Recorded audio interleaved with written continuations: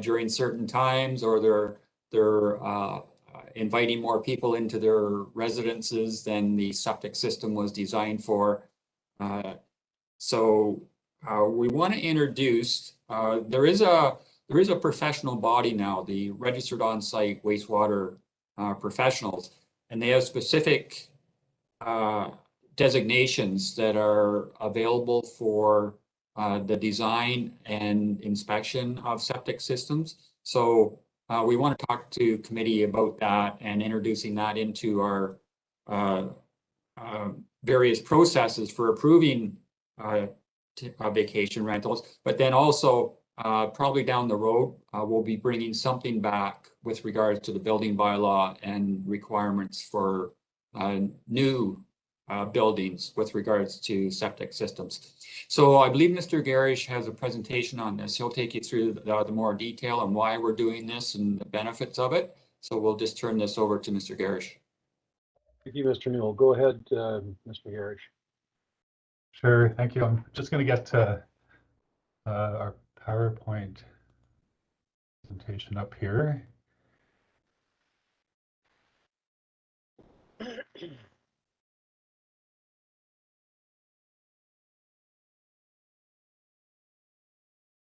And I'll pass this over to Danielle to speak to. Lawyers. Good morning. Thank you for the background, Bill. This is coming up primarily due to vacation rentals. So I just wanted to refresh the history on vacation rentals and why this is coming up. Back when we first initiated the vacation rental renew in 2012, there were several things people were concerned about with vacation rentals, one being noise complaints and another being that they are healthy and safe for guests and for neighbors. So when eventually the OCP amendment was adopted in 2014, there were a set of criteria that we were going to measure vacation rentals against. So I pulled the criteria directly from the Area E OCP and highlighted here that the very first thing is to make sure a vacation rental has adequate water and sewage disposal. So we've been requesting that applicants send something in for sewage disposal, but the things that we're getting are a very wide range. Some materials completely insufficient that we've asked for follow-up, and others very rigorous that might be even too much work that applicants don't need to be paying for. So it ranges from just invoices saying they've paid for pumping or paid for an inspection all the way to a very detailed ROWP, which is a registered on-site wastewater professional, and engineering letters. Just to give you a couple examples of what these look like, these would be insufficient materials we're receiving, invoices saying they paid for an inspection or paid for a pumping, emails from an engineer saying it might be suitable for a 4-bedroom home, but nothing actually about the suitability for a vacation rental. And then some examples of things that we think are more acceptable but are completely inconsistent. So we are now asking for ROWP letters, but we're getting everything from a simple pass-fail to a description in the middle of what kind of capacity the system has, to the last one there, which is a several-page report detailing everything that needs to be done on that system in order for it to be adequate for vacation rental. So we took that away. We've talked to many septic professionals, both ropes and engineers. We've talked to one of their organizations, the West Coast On-Site Wastewater Management Association, and one of the ropes who helped draft the standard procedures manual. So all septic professionals, both ropes and engineers, have to follow the rules set out in the BC Sewerage Regulation, and associated with that regulation, there is an SPM, or Standard Procedures Manual. So we've made the language in the bylaw echo that, so that we aren't asking professionals to do anything that is not in their professional regulation, and then they could go a step further if they want, but we're asking for the minimum standards. And what you see in that image there is an excerpt of directly from the Standard Procedures Manual saying what a professional needs to do to assess a new use of an existing system, which, switching to a temporary use permit for vacation rental, is a new use of what is most likely a residential system. This is just a note that you might have heard other things from various professionals. There are professional organizations beyond what's defined in the BC sewage regulations that might go a step further on their guidance for professionals. For example, the ROPEs have something called a septic compliance inspection in their guidance from their professional organization.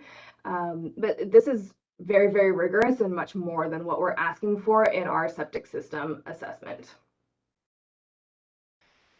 So just to explain what is in the bylaw that we're asking for is that administration wants to understand what kind of system the person has on site, how much capacity it was designed for originally when it was just a home, and how much capacity it's going to need to be functional for a vacation rental use. Then based on that, we'd like the authorized person, who is either a ROPE or an engineer, to say if the system's suitable for the new use or not, and if it's not, what does the applicant need to do to make it acceptable so that they have a path of how to go forward. And then just where on the property the septic system is located. That's all we're asking for the initial application. As you know, our vacation rentals typically are only given 1 year as a test period to see how they do, if we get complaints from the neighbors. And so we're also proposing that upon renewal after that first year, then we make sure we have a maintenance person out on site, making sure that system is functioning correctly and still safe and healthy for all of the neighbors and guests, since it'll have a 1-year use of a vacation rental. And the reason for that being on the renewal is a suggestion from both Interior Health and the ROPE we spoke to, who helped draft the procedures manual, which is to say that vacation rental users can be quite harsh on the system, and there's not a great estimate for how to pre-design the system for them. It is a higher number than residential use, but the best thing to do is go in there after it has been used as a vacation rental and make sure that it's not wreaking havoc on that system. And finally, we have left the bylaw open so that other uses other than vacation rentals could be written in the future. So we left a couple things out that would be very specific to vacation rentals, or that would be just too specific for the bylaw because the BC sewage regulation already defines it for us. So we're also proposing to do a little brochure that will help our vacation rental applicants understand how to navigate this. And two of the most important questions there would be, who is an authorized septic person that I can call, and how big does the septic system have to be? What design flow should we be looking at? So those will go on the brochure, which leads us to our recommendation that we initiate this process and move forward with this bylaw. Thank you. Mr. Garish, do you have anything else to add to that? I myself don't, but I mean, we're obviously happy to try to answer any questions that the board may have. Very good. Are there any questions from the members? Director Coyne, Senior, please. Yeah, I don't know if it's a question or just my concern is I understand the if you are changing a home from a regular 1 or 2 or 3 bedroom home that it was designed to be something different, but what I'm seeing out here is the people that are using their cabins or summer homes that they're renting them out. There's no increase in the amount of people staying there.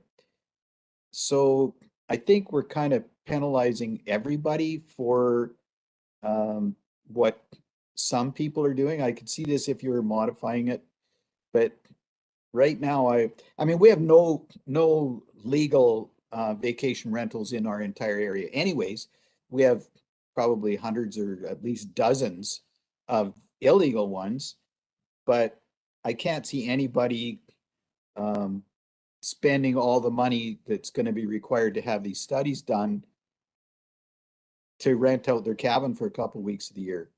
So to me, it's, I don't know. I think maybe we're going a little overkill, but that's just my opinion. Thank you. Thank you, Director Coyne. Are there any other comments or questions? Director Gettens, please. Thanks, Chair. Is the ROWP a professional reliance model? Terrible. Mr. Garish, please. Yes, it is. Okay, and if I could have a follow-up, Chair? Certainly. I think that the professional reliance model is something that we're having a debate on in the environmentally sensitive development permit conversation as well. I'm aligned a little bit here with Director Coyne Sr. in that I think this is a lot to ask. I agree. I think if you're changing how many bedrooms you can have on your property, but when you use an Airbnb, generally, you get to put up how many people you want to have in your property. People who are staying there, they want to have beds and not crash on the floor. And so there's just kind of that stopgap already within the programs with Airbnbs or VRBOs. I also I don't really think that everybody goes and triples their usage of water when they're on vacation. I know that we don't. We still honor the value of water where we go, and we definitely don't go out purposely to try and double our consumption. And I think we're asking a lot from people to do a vacation rental. So I've got an email from a citizen here. So they got to do a site plan drawn to scale, a development plan, and they got to do a septic plan. There's something from interior health that they have to do, and the signage. Like, it's quite a bit that we're asking you to just rent out if it's your primary residence. And I just also wanted to confirm, do we do this for long-term rentals? Like, do we ensure that the septic system for long-term rentals are adequate for what they're renting, or is this just for vacation homes? Mr. Bush or Mr. Garish, do you have a? Well, I mean, there's obviously a difference between the two, and for the most part, and of course, recognizing that a lot of dwellings are decades old, but when new dwellings are issued building permits, we are confirming that the septic system has been designed to accommodate a residential use. So we're not doing ongoing reviews of that. But when those residential dwellings are converted to vacation rentals, we are checking that because of, and I'll get Danielle to speak to this in a minute, but my understanding is that the flows and the intensity of use that comes with a vacation rental use is significantly different than a residential use, and that these systems potentially haven't been designed and can't accommodate that. I'm not sure if you're able to provide any more specific details about that. But. Yes, what is said in the standard procedures manual for these septic professionals is that a resort type use or a vacation type use is generally more intense than a regular residential use. And that could be for multiple reasons. They could be cramming more people into that home than is actually acceptable because they're doing a wine trip, girls' weekend, or it could be that they've gone to the lake and they're doing extra showers each day. And then there's also an issue of high intensity on the weekends and then no use through the week, which causes havoc with the bacteria and everything that's in the septic system. So trying to make it a larger capacity to accommodate the risks that comes with having uneven and odd, unpredictable use from vacation renters. Okay, if I can have one final comment, Chair, and Yes. then I'll stop. So as an owner of a septic system, it's something that you take really good care of. There's usually you got skin in the game. If the septic system goes wrong because you rented it out to people and it can't accommodate it, it's a large cost, and that cost is yours to bear. So I think there's already intention by people that own these systems to take good care of it. And I just feel like this is asking too much. And we need to, if we want to issue permits for vacation rentals because we want to oversee them, we got to also consider the people who are renting out the systems and make it as user-friendly as possible. Thank you. Thank you, Director Gettens. Director Kazakovich. Yeah, thank you. I agree with Director Coyne and Director Gettens. I think we are starting to micromanage too much. As someone who has had a B&B and vacation rental in the past, quite a long time ago, but at my current home, the septic system was put in to manage the number of bathrooms we have in capacity, and that doesn't change. And it changes if people are not following the rules, but we can't police every step that people make. And yes, folks that come from municipalities, lower mainland, where they're on a sewage system, often don't understand how to treat a septic system, but I certainly had that information available for them and explained it to them because I didn't want my system to fail. But as a homeowner, I'm responsible for my system. And if it has a problem, that's on me, and I'm going to have to put that money out to fix it. So I understand where we're going on some of this, but I just think we should take another look at trying to over-regulate for property owners. Thank you. Thank you, Director Kozakovich. Director Roberts, please. Thank you to the chair, and to follow up Director Kozakovich. My question is, where do we divide between what's a safety issue, health for like the surrounding properties?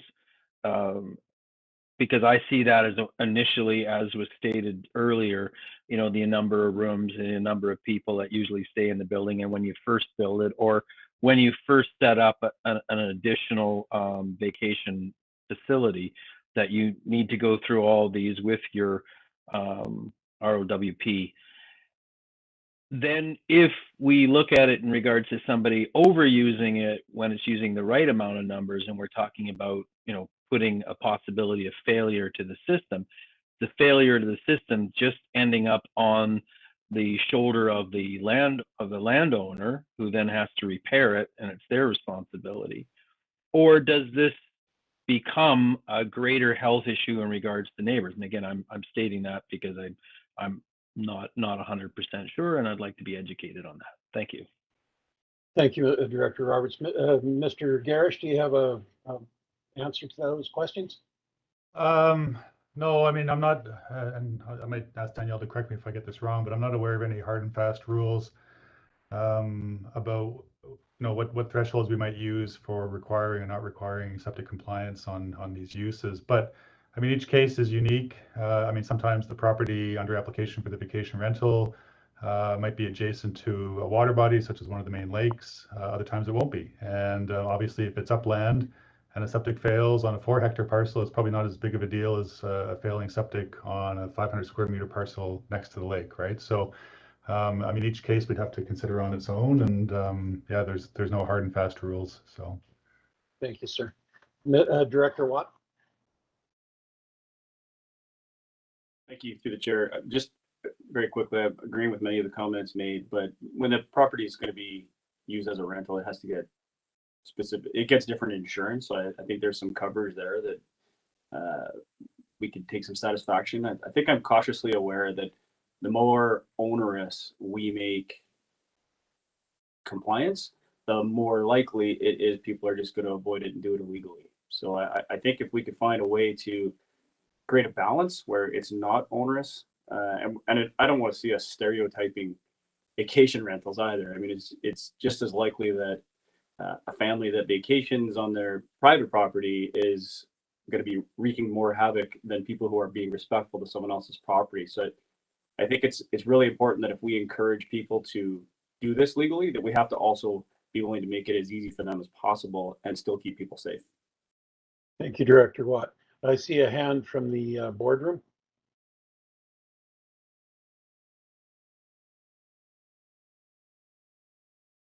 All can hear me okay? Yes. This is, I'm in Area D, OK Falls, Heritage Hills, Waha Estates, Basalt Lake. We have a lot of waterfront communities. We're uphill from the lake, which is our drinking supply. I agree with the suggestion of balance, but I think public health and safety is real important. And I don't think it's micromanaging if we as a board discuss public health and safety oversight and policy. And I think the staff recommendation is a proper one. We have in our community had private for-profit wastewater treatment systems fail, with effluent going into our drinking water supply. Ministry of Environment has had non-compliance for gosh, 20 years on the operation of that particular matter. And I'm going to speak to that in director's updates later today in more detail. We have vacation rental uses. We prefer legal, not illegal. We prefer compliance, but we also want the balance. And what we see in our area is uses do change with vacation rentals. The uses, and you can't blame people on their vacation for wanting to gather and entertain, and we see big increases. I think staff's information on the data is that uses do change. And when uses change, and it's very different from long-term rentals, very different from residential use, when we have some public health and safety issues with respect to the permitting of lawful uses. When I read the materials, and I read a lot of these materials, I was stunned by what some of the experts were saying in terms of the inconsistencies and the difficulties. I do think it is better to do a better job, and I think it's possible to do a better job. And that balance, I think that's the key point. I support balance, but I certainly am mindful of the harm that comes to neighbors and to the environment and to community when these things are not managed, not micromanaged, but properly managed. And so I see issue here, I see concern. I don't think a blind eye approach is a good one. I think this is too important. And I know it's strong language I'm using, but we've had issues in our community, and maybe some of the more rural areas don't have those issues. I think Mr. Garish said it well, that there's a big difference if you're on a 10 or 20 acre holding, the impact versus a suburban community with different impacts. Everybody here knows I've asked for review of our TUP bylaw, which is over 8 years old now. I think it's time. I think we've learned things in the last 8 years. I know that's coming sometime in the future, possibly. So these are other issues that can be discussed.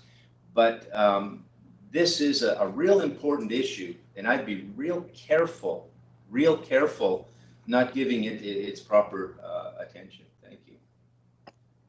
Thank you, Director Obrick. Mr. Newell, I see you have a hand up. Thanks, Mr. Chair.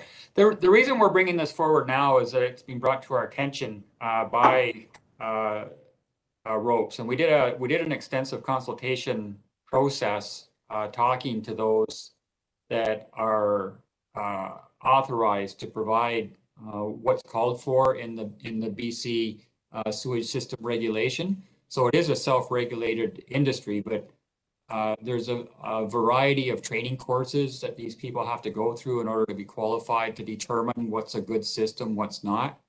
What we're finding out is that a lot of the older septic systems, the old cement tank ones, were undersized to start with and probably aren't functioning well now. So they just divert around them. They aren't treating, the wastewater is just going into the soil or the water bodies. So that's a problem for us. I mean, right now, we'll more or less accept anything. Like if the guy that empties the tank with his pumper truck comes in and says, yeah, it looks like a good system, we accept that. We're suggesting to committee that's probably an old way of doing business, that this day and age, I think we want to follow the regulation and the standard practice manual that's being developed around this. It's an emerging technology and expertise, and as a local government, we just believe we should be following that. Thank you, Mr. Newell. Director Roberts. Thank you to the chair. And as stated by the CAO, I agree that we need to move forward on that. It's more about educating ourselves. I think my concerns would be around the enforcement or paperwork or the fee structures. In our area, of course, we we don't have these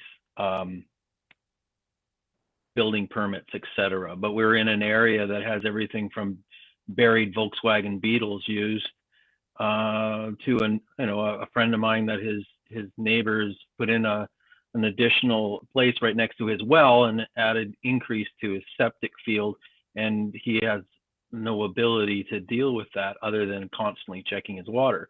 I've recently put on, following the rules and regulations of the ALC, placed a small park model on my farm for my mother, which now my daughter lives in, but also has the ability under the regulation to be for agritourism. And I'm on a separate system. I had a rope come in. I do have my paperwork and certification. So it's not hard. It's important, especially moving forward. In my area, especially as we're developing an OCP, I'd be looking at, how do we move forward with a lot of these things. A lot of the aged systems are like I said, in regards to a Volkswagen, forget about the concrete septic tank. So moving forward, more concerned that we create something that's not sustainable in regards to its fee structure, et cetera, but are completely in support of following the regulation and things set by the ROPES professional organization. Thank you.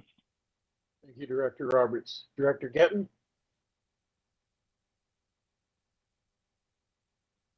Thank you, Chair. I think everybody agrees that it's important that we follow regulation and we do the right thing. Again, I think doing this at the TUP for vacation rental, it doesn't align with me. So when we bought our house, so we have a septic system, as I said before, it's like a third child. We take very good care of it. It's a big part of our family. And so, we do take good care of it. Over the years, we've been here for 15 years. We've had a number of rentals. Renovations. We've had a number of experts look at our system, and then we've had a lot of different prognosis and opinions based on different adults or different experts coming and taking a look. Again, it goes back to are we allowed to have vacation rentals or suites? When we bought our house, nobody said you can only have 2 children and live in our house. We could have been a family of 7, a family of 2. We don't know. So I feel like it's just we're getting to the point for specific to vacation rentals.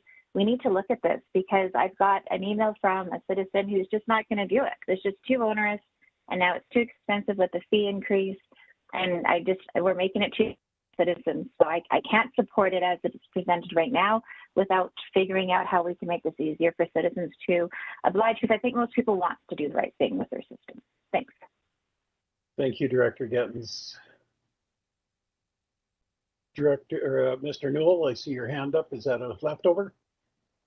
No, I was just going to remind committee the initial reason we went to the temporary use permits for vacation rentals was because we lost that court case over in Area E. We always take an approach of, it's a reactive approach. We wait until we get a complaint, and then we start enforcement.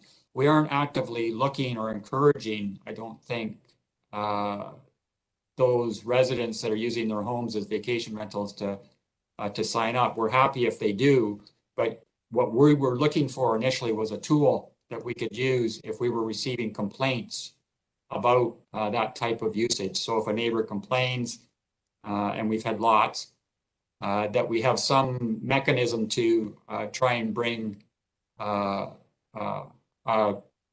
vacation rental into compliance.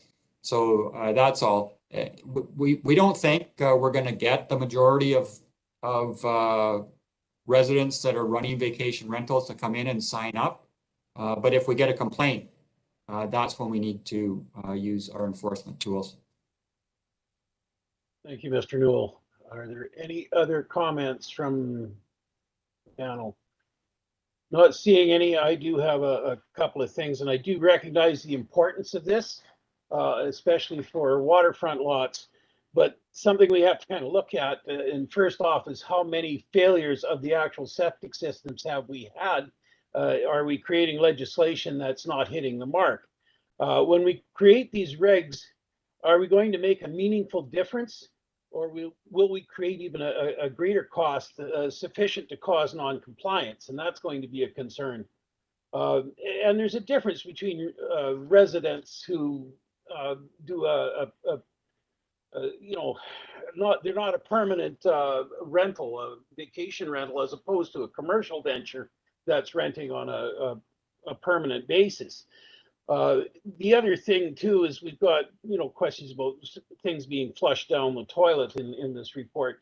That causes a failure in the plumbing. It wouldn't matter if you were on a system or not. That's going to cause you some problems. And as another point here, I grew up on an area, we had lakefront property. And in the summer months, our relatives from both sides of the family descended on us like a pack of dogs on a three-legged cat. And that was through the summer. That was our residence. It's not a family residence. So are we actually hitting the mark that we're aiming at? I'm sure there are problems out there, especially in the older systems, but we should be aiming our legislations, our regulations at the causes of problems and not just doing a shotgun effect that may cause more of a problem. We need to approach this with a little caution, I believe, but that's for us as a general board to come to a consensus on. Mr. Newell, I see you have a hand up. Well, I'll just say again, Mr. Chair, there already is a regulation. It's the BC Sewerage System Regulation and the Standard Practice Manual that requires septic systems to be reviewed by people with certain education and certification. So there is a provincial regulation that we're just not in compliance with, and we don't enforce. Instead of getting rope with a specialty, we take the guy with the Vector truck that goes out and pumps out the system. So it's just a matter of whether we want to move up to that next level in our compliance. Thank you, CAO Newell. Director Bauer, please. Yeah, thank you, Chair. I'm just wondering, Bill, you were talking about complaints that you receive. What are those about? Are those about actually sewer bubbling up from the drain field, or what are those complaints related to? Because with all the comments made, I can just sort of reiterate, any owner nowadays with the cost of replacing a drain field or a septic system altogether, they're well advised to look after that regardless of how many people are in there. Mr. Newell? Well, no, the majority of complaints we get about vacation rentals are noise or other property related impacts, so like traffic or parking. It's usually the number of people that go into a private residence that upsets the neighborhood. That's usually where we get our complaints. And from what we understand, while sewage bubbling up through the ground may be one way it evidences itself, in other systems, the waste just diverts around and goes back down into the groundwater and pervades that. So it can evidence itself in a number of different ways. One way is obvious, the other you just don't know about it. The other thing that we've been told is that nowadays there are some properties where larger residences are being built with the intent of using it as vacation rental initially until they can retire and move out into the Okanagan. And that those systems, those larger systems, are very sophisticated and do require regular maintenance, or as somebody mentioned, the bugs die and it doesn't treat it, it just runs through it. It runs through it untreated. So there's, and it takes a rope with a specialty to figure that sort of thing out. Thank you, Mr. Newell. Director Kozakovich, please. Yeah, thank you. And my apologies if I've missed this in the report. I know the issue is with the registered on-site wastewater practitioners being the ones that should be assessing the septic systems instead of the individual that just, you know, comes and pumps it out. What is the difference in cost for a homeowner to go to an ROWP? Is that a significant increase? And the reason I ask is we did a huge increase in the vacation rental TUP. So $2,500 for an individual. Then what is the increase to them to use this specialized individual? And that's where my concern is, that people are just not going to do any of this. They're just going to go and run a vacation rental without getting the correct permits. So if there is a significant increase that we want to go in that direction, then maybe we need to revisit what we're charging people to get their TUPs. So I'm just wondering if anyone knows what that increase in cost is. Thank you. Thank you, Director Zakovich. Mr. Garish, I saw you had a hand up, and you might just be able to answer that question also. Well, we don't have a hard dollar figure difference between what the qualified ropes would be requesting for an assessment versus what the fellows or the folks who just do the pumping of the systems require. But you know, based on what we've seen come in the past, we suspect that the people who just pump the systems are the cheaper option, because that tends to be what we see. And further to what the CAO is saying in terms of complaints received, and I guess the one that was important for us in terms of bringing this forward to committee was we did receive a complaint from a professional that because we have the absence of criteria specifying what we're prepared to accept in relation to these septic system assessments, we've been accepting information from people who simply aren't qualified under the BC reg to be submitting that information. And they felt that we were deficient in that regard and asked that we amend our bylaws to put some minimum standards in. I appreciate what the board has been saying today, and if there really is a concern about overregulation here, at a staff level, we are struggling with the existing criteria that states we will consider TUPs against the ability to accommodate on-site sewage disposal. So, you know, depending on the board's direction, if what's before you today isn't supportable, staff would like the opportunity to potentially come back with a different option and potentially revisiting the septic compliance criteria for TUPs. Thank you, Mr. Garish. Director Getton. Thanks. I would move that as the motion for the staff to come back with a different option for us to take a look at. Seconder, Director Robinson. Are there any comments on this motion? Seeing none. Gone. All right, let's call the question. Any opposed? Motion carries. All right, we'll move on to our second issue, the OCP bylaw amendments for the various areas. CAO Newell, would you care to make the points here, please?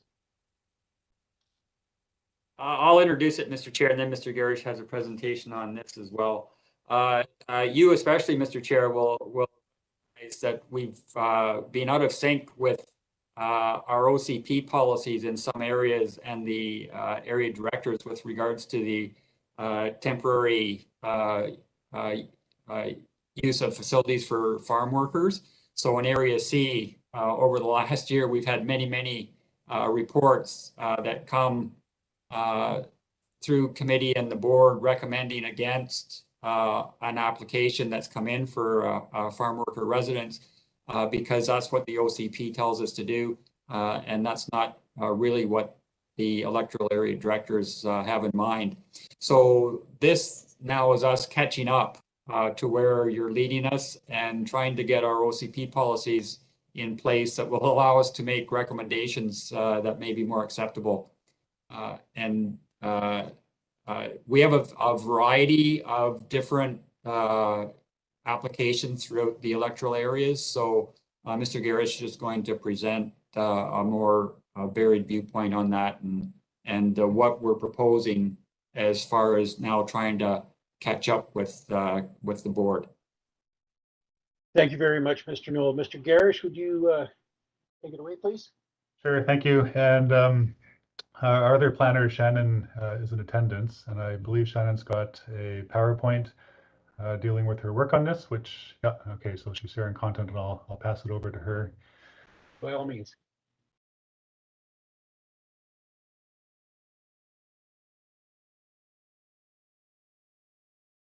Can't hear you if you're there, Shannon. At least I can't. Sorry about that. Just figuring out how to use the WebEx on my computer. All right. So thank you, Bill, for the introduction on this file. I will go ahead and get started with just a brief background on the OCP amendments that we're proposing. So the purpose of this project is really just to update the electoral area OCP bylaws to include policy statements that outline decision-making criteria with respect to the issuance of temporary use permits for temporary farm worker accommodations. Now, this project was initiated after the regional district had, as Bill mentioned, received a number of referrals from the Agricultural Land Commission in 2020 and 2021 that involved accessory dwellings that exceeded zoning allowances. So we were seeing a lot of oversized accommodation units that exceeded maximum floor area provisions within our zoning bylaws, as well as exceeding the maximum number of accessory dwellings permitted. So the board has generally been supportive of these proposals and has authorized the applications to be forwarded to the Agricultural Land Commission for their decision. However, we have seen a lack of consistency between the board's position and our existing bylaws. So while we were seeing that the board was typically supportive of these types of proposals, our administrative reports, which are based on our current zoning provisions, we're recommending refusals just because of the proposals' inconsistencies with the zoning provisions. So across the electoral area zoning bylaws, accessory dwellings are permitted in rural and agricultural zones, with the stipulation, amongst other things, that the maximum floor area of each accessory dwelling is 125 square meters. Also, the maximum number of accessory dwellings and maximum gross floor area is dependent on the size of the application property. So we would be looking at the property that the dwelling would be placed on and not necessarily considering the size of the overall farm unit, which could include multiple parcels. So therefore, any proposals that exceeded these maximum allowances would require a rezoning or a TUP in order to facilitate the accommodation use. So in order to address the inconsistency between the board direction and the existing bylaw provisions, as well as also addressing the lack of processing procedure, it's being proposed that the board establish a new procedure to assess and authorize temporary farm worker accommodations. And that's through the issuance of temporary use permits, similar to the way that we authorize vacation rentals. So this can be facilitated through amendments to the electoral area official community plans. And this project proposes 3 key amendments to each of those. The first of which being the establishment of clear and standardized decision-making criteria for farm worker accommodation TUPs. The second being the establishment of different conditions that could be applied to farm worker accommodation TUPs, as well as the establishment of a consistent supporting policy statement across electoral area OCPs. And just to go into a bit more detail about this, in terms of establishing decision-making criteria, given the potential long-term impact of residential uses on agriculturally viable lands, temporary use permits really provide an opportunity for the board to assess the initial and continued need for farm worker accommodation while also being able to minimize the impact of that accommodation use on agricultural land. So the establishment of these decision-making criteria are really two-pronged in nature. It would, as I mentioned, allow the board to assess the need for accommodations and the long-term impact of the proposed accommodation use on agricultural lands, while also providing clarity to applicants on the different types of information that should be included with their temporary use permit application. It's also being proposed that the board establish conditions which may be applied to farm worker accommodation TUPs in order to address concerns of long-term impacts on agricultural land, but also as well as addressing the potential for any off-season use by individuals who may not be working on that farm unit. So some of the conditions that we are proposing are that these TUPs may restrict the use to farm worker accommodation only, and also a series of different conditions which would require the development to be temporary or removable. And lastly, in reviewing the existing policy statements across the electoral area OCPs that address farm worker housing and additional dwellings within agricultural lands and specifically the Agricultural Land Reserve, we noticed that there was quite a bit of variation across these different official community plans, and it's therefore being proposed then that the board establish a consistent supporting policy statement across all official community plans. So just in summary, the draft bylaw that we've come up with would amend the electoral area OCP bylaws by establishing specific decision-making criteria for farm worker accommodation TUP applications, establish conditions for farm worker accommodation TUPs, as well as introduce a new supporting policy statement under the agriculture section of each OCP bylaw. Specifically, it is being proposed that this policy statement be that the regional board supports additional dwellings within the agricultural designation where they're being used to support agricultural activities and purposes, and specifically an example being farm worker housing. So if we end up initiating this, the next steps would include agency and public consultation. So that would include a public information meeting, referrals to affected agencies, and referrals to the electoral area advisory planning commissions prior to board consideration of first reading. And that is the end of my presentation. Thank you. Thank you very much, Shannon. A very good presentation. Just a couple of quick questions from me. The ALC, when they first allowed some of these, put assurance conditions on some of them. Would we be looking at an insurance condition in the same manner that the ALC did? And are we duplicating any of the conditionary criteria for these farm worker housings that are already set under the ALC rules and regulations? They have quite a booklet on them. Ms. Dunn? So the major, some of the major conditions that I've seen placed on Agricultural Land Commission approvals is, you mentioned it's a financial security that's based on their CEO's determination of what is required, and also a covenant that would require some sort of, removal should the housing no longer be used. That's not being proposed under our amendment bylaw. However, it could be an option to include that as a condition. Thank you. I think that might be a really good option for us to look at and make sure those assurances are there, because I did notice that the ALC is not consistent with applying them, and we'd be able to put the consistency on them.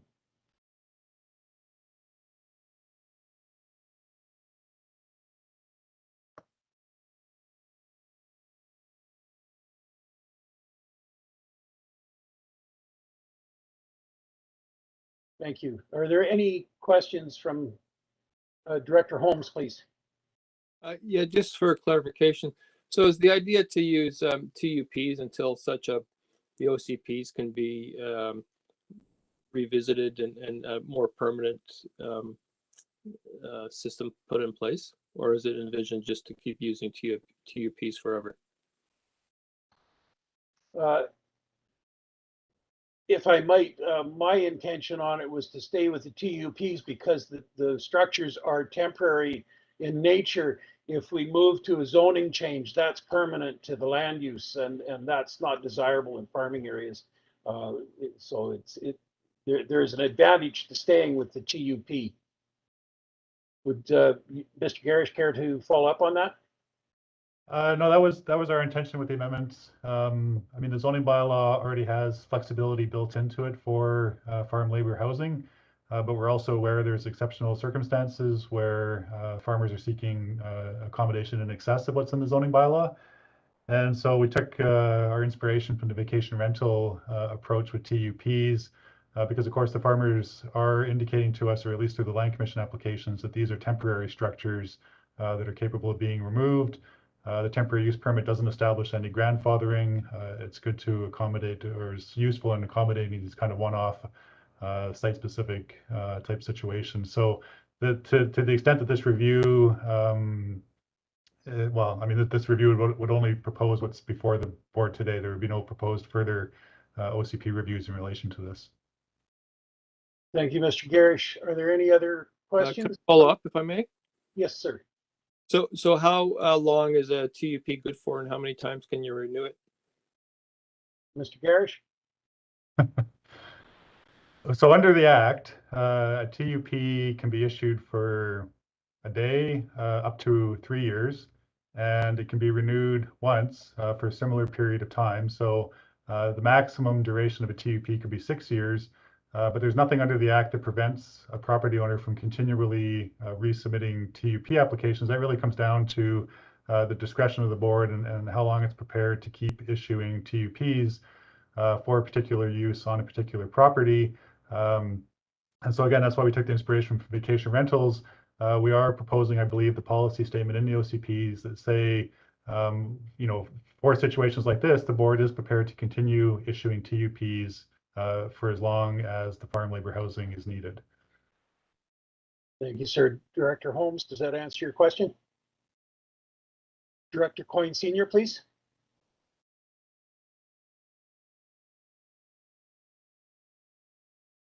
Yeah, so I'm mixed with this whole thing. There's parts of it that I think are okay, and other parts I don't like. You know, it's regulated if you're bringing in foreign workers as to what you have to have for accommodations. Yet we can have our other Canadians that come from back east or wherever and live in a tent in a cherry orchard for a couple of months and then they're gone. I don't really think that that's acceptable in our society today. The other part of it that I don't like is I don't like the fact that if you do spend all this money and put in temporary housing for people to come, say a cherry farmer that needs somebody for maybe a month to come, you know, you might need 6 people to pick your cherries or whatever. So then for the other 11 months of the year, that facility has to sit empty. I don't think that that's right. I don't believe that that's fair to expect somebody to supply decent housing for people and yet not let them make a return or use that property for other purposes. So I really would like to see more public feedback on this before we start putting rules on people that we don't know their operations. I'm familiar with a couple of farms in the lower end of the valley, not in my area, but you know, where they have their housing for their employees is campers on pickups, so that they're not covered by any regulation. So and they would like to do something different, but they're not going to make that kind of investment without having to be able to make some sort of return on that investment. So it's a very complicated scenario that I think that needs to be driven by the agricultural industry. That's kind of my take on it. Thank you. Thank you, Director Coyne. Are there any other comments there? Mr. Garish, do you have a comment to Director Holmes, please? Well, I guess just in response, I would say this approach is being driven by the agriculture industry. This is exactly what the kind of housing that they need to be able to bring in the temporary workers, and I don't think the I don't think the ALC wants these things to be permanent year-round residences, and I don't think it's good for our communities for these to be year-round residences. So whether this is the best approach or not, I don't know, but I think it is being driven by the industry. Thank you, Director Holmes. Director Roberts, please. Thank you to the chair. Yeah, it is challenging. Enforcement's challenging. It's a slippery slope, and it is tough. I like the premise in regards to TUP. I like being able to have that ability to have non-permanent buildings that can be removed, or trailers, or some sort of again, that it's not permanent. But why I'm bringing up is you start to put people all year round. you end up with the apartment building where the owner just has everybody pay him back $100. Now they're employees, and now you have an apartment building on agricultural land. And then to the other of it, and because as a paramedic, I pull all kinds of unfortunate people who are living in dilapidated travel trailers and campers, inappropriately heated for winter, and so you see both extremes. So it's I'm torn, but the same idea. I believe that this is a necessary action in regards to being able to support and regularly check up on complaints or issues, kind of like with your vacation rental. If we just open it or leave it open carte blanche, then once something's ingrained, it's there forever. That's my opinion anyways. Thanks. Thank you, Director Roberts. Any other comments on this? I do have one addition to that. My understanding from the ALC so far is that they aren't limiting this to foreign labor, that any labor could stay there as long as it was farm labor. So this may be a benefit in a lot of ways with things that we've struggled with for some time. The other point is that these buildings, this system is rental. Quite often the buildings are rental, can be set up very quickly and removed very quickly once the supports are in for it and the TUP is in place. So they don't necessarily have to have it permanently on that property and through the year. It can move around. But that's another case of things that we can look at. At this point, do we have a motion to be made?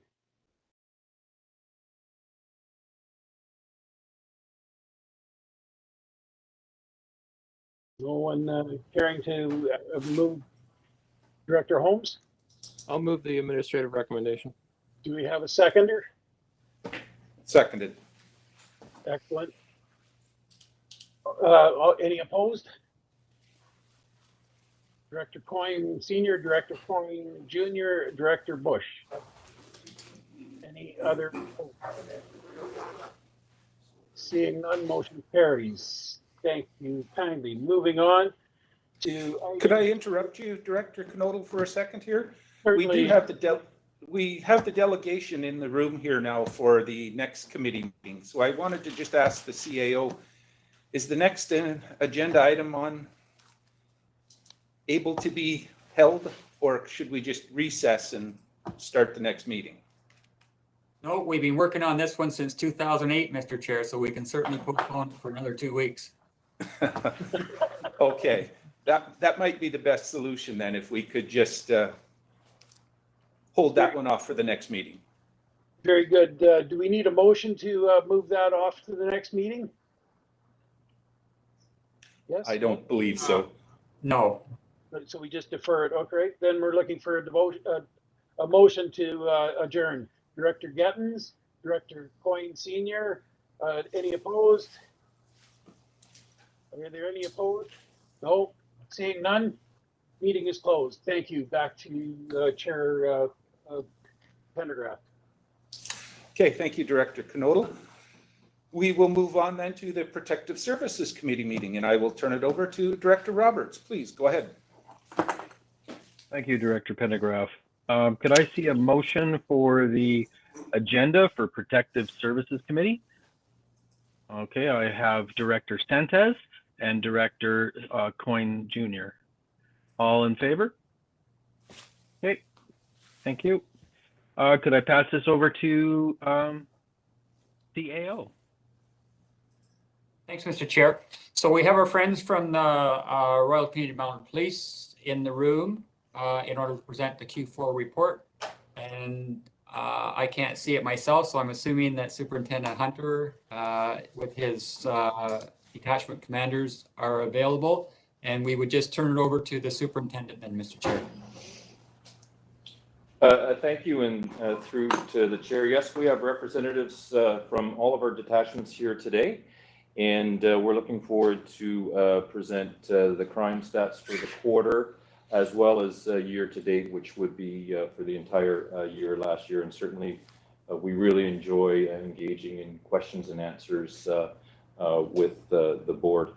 So what I will do, I will quickly go through Penticton municipal stats. I met with Mayor and Council earlier this week and went through in detail. I will just brush over some of the numbers.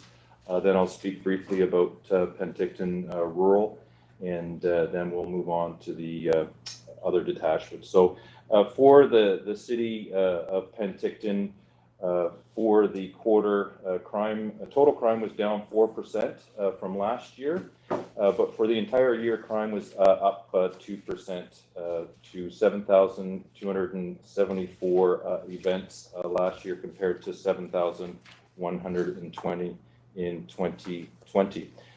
Everyone has the numbers before them. I'm not going to exhaustively go through all of them. I do want to highlight a few of the numbers, and this is for the Penticton municipal statistics.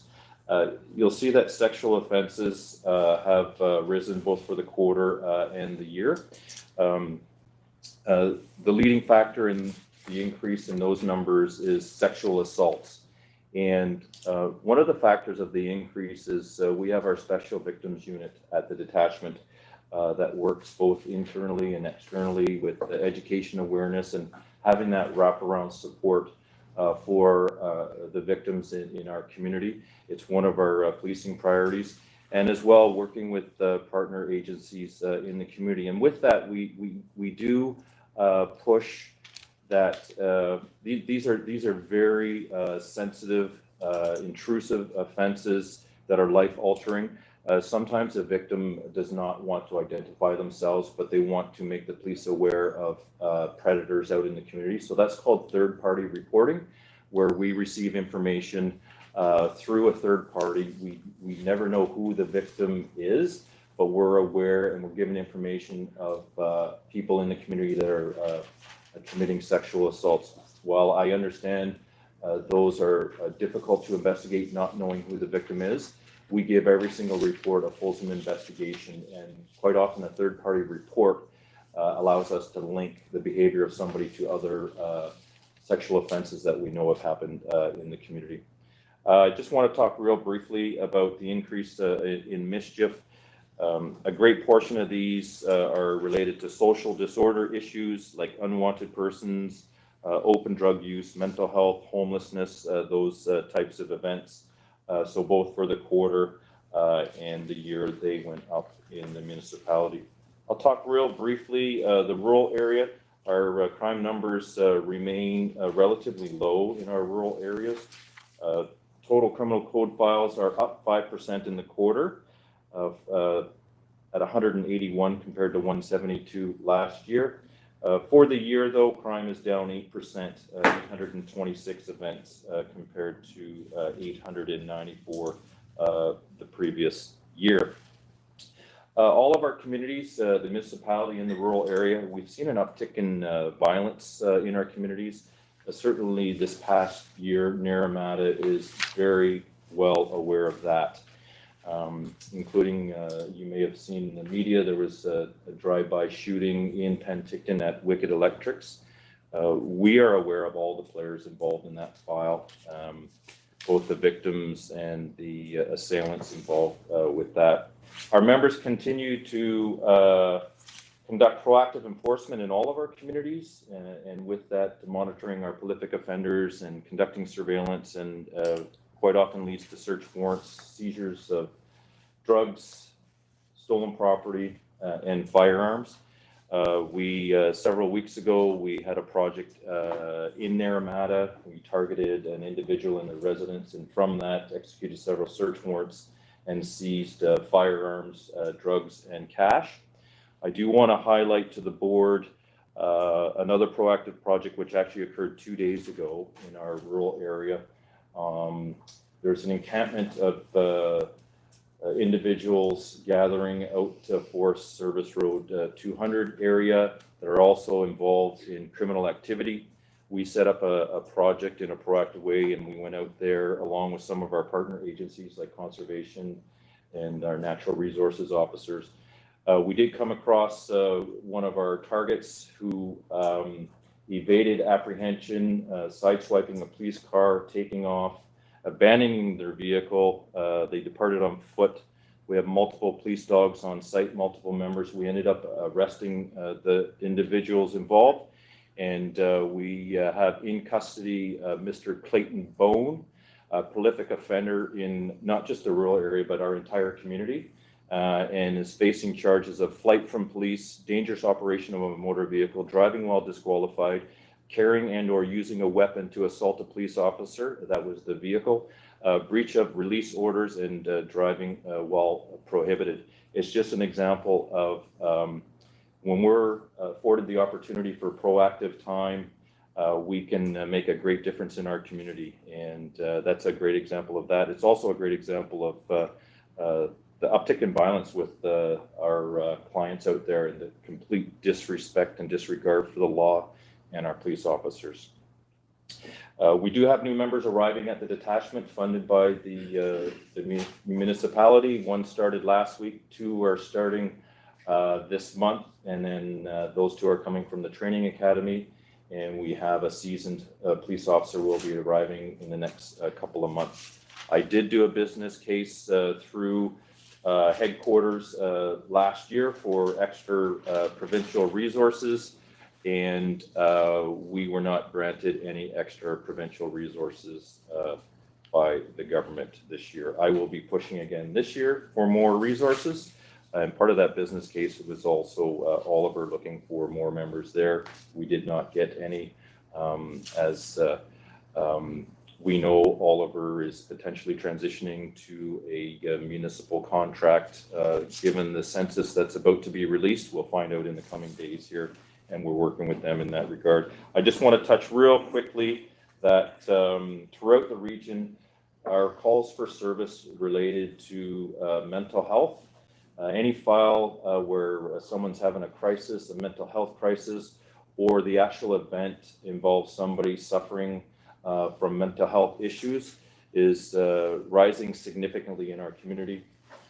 From 2019, we had 1,473 events related to mental health calls at the detachment. That rose 19% in 2020 to 1,752. And in 2021, it rose an additional 28% to 2,240 calls last year. I gave the example earlier in the week to council. One day last week, by 8 o'clock in the morning, every single uniformed police officer at Penticton Detachment was engaged in a mental health related call. Those officers should be out there doing police work. Those officers should be doing our proactive surveillance and enforcement of our prolific offenders, like I just described what we did in Naramata with the project, and certainly 2 days ago, proactive work within the city and our prolific offenders. That's what we should be doing. We need to be bringing down the crime rate in the area, but being called out to an exorbitant amount of mental health calls is a drain on resources. We will continue to do that. The police become the de facto agency to deal with these matters. And I am working with the Interior Health to look at enhanced partnerships with them to assist with those types of files. That's the summary for Penticton Municipal and Penticton Rural. The statistics are broken down for Naramata, Caledon, and Okanagan Falls. You'll see with those numbers, we might have an increase of, say, 200% in a particular event, but that's because it went from 1 to 3. The numbers are quite low, and I'm happy that they're remaining low in that area. I'm available for questions in regards to what I just presented, and then we'll move on to the next detachments when we're ready. Thank you, Superintendent Hunter. Do we have any questions from the floor for Superintendent? Director Holmes. Yeah, thank you. I just, I guess, a question in general about how different offices are assigned to different detachments. I mean, we hear about how the new members are arriving at the Penticton attachment, and there's no doubt Penticton needs it. But in Summerland, we haven't had our full contingent of officers for as long as I ever remember. I don't think that we've ever, we certainly haven't had the full contingent for at least 8 years. So I'm wondering how it is that Penticton can you know, decide to have some more officers and they arrive within months, whereas you know, other detachments have to wait years before they can get their full contingent. And thank you through to the chair. I think perhaps it's an opportunity for a better understanding of how this works. So those vacancies that are being filled, we call them hard vacancies. There is not a police officer assigned to that detachment to fill that position. We have soft vacancies at detachments. Either somebody is en route from another detachment waiting to sell their house. Somebody might be on parental leave, maternity leave. Somebody might be off sick for a while. Those positions are occupied and filled. We don't have an opportunity to backfill those. So for the Penticton situation, these are brand new positions that were asked for by the city, funded for by the city, and those are new positions. There aren't any bodies in those positions, and that's why they have arrived. Penticton detachment as well has many soft vacancies due to people on graduated return to work program, parental leave, maternity leave, as well as people that are off duty with illnesses or injuries. So we, our regional detachments actually were in very good shape compared to many other places in regards to all of the hard vacancies being filled. We're always going to be managing soft vacancies, unlike any other business or organization where people are sick or they're off for various reasons. We do not have the mechanism to bring somebody in to fill a soft vacancy in that regard. So as far as that goes, Summerland has their contingency. When somebody is off for an extended period of time, beyond a year, then I will look at backfilling that position. Certainly comes as a risk management should the other person comes back. Next thing you know, if you have a contract for 9 positions and you have 11 there, that's also a problem. So it's a balancing act. We're always working on it on a daily basis. In fact, one of our staff sergeants at the detachment, it occupies a significant amount of their time on a daily basis, ensuring we have the resources at all of our detachments. Thank you, Superintendent. Is there a follow-up to that, Director Holmes? No? Okay, thank you. Any other questions for Superintendent Hunter? We've got 2 hands in the boardroom here, Director Johansson and Director Ober. Okay, could we, I wouldn't know who was first, so how about Mr. Director Johansson go first, since we haven't heard from you today? Thank you, Chair Roberts. Just a question to Superintendent Hunter. Just wondering where or why the business case for provincial RCMP seems to be coming up short. That seems to be a continuing theme, so to speak, and I see the need there. And also, you know, that information may help us lobbying at UBCM with Minister Farnsworth at the time. Just kind of really wondering where we're coming up short, what your assessment is, why those business cases seem to come up short and we don't get the attention we need.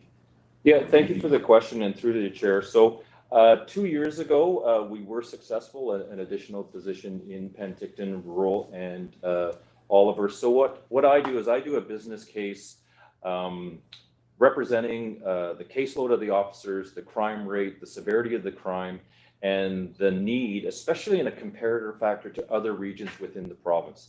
And for example, I asked for 2 more police officers, both for Oliver and Penticton.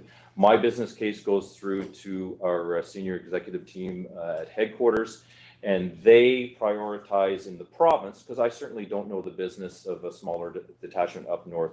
And so they get together and they prioritize all the positions requested for, and then they go to the province and present, we would like this many positions. The province makes a decision how many positions they will fund for the year, and then they get dispersed according to the priorities. And our situation, based on the number of extra police officers the province provided this year, we did not fit their triaging.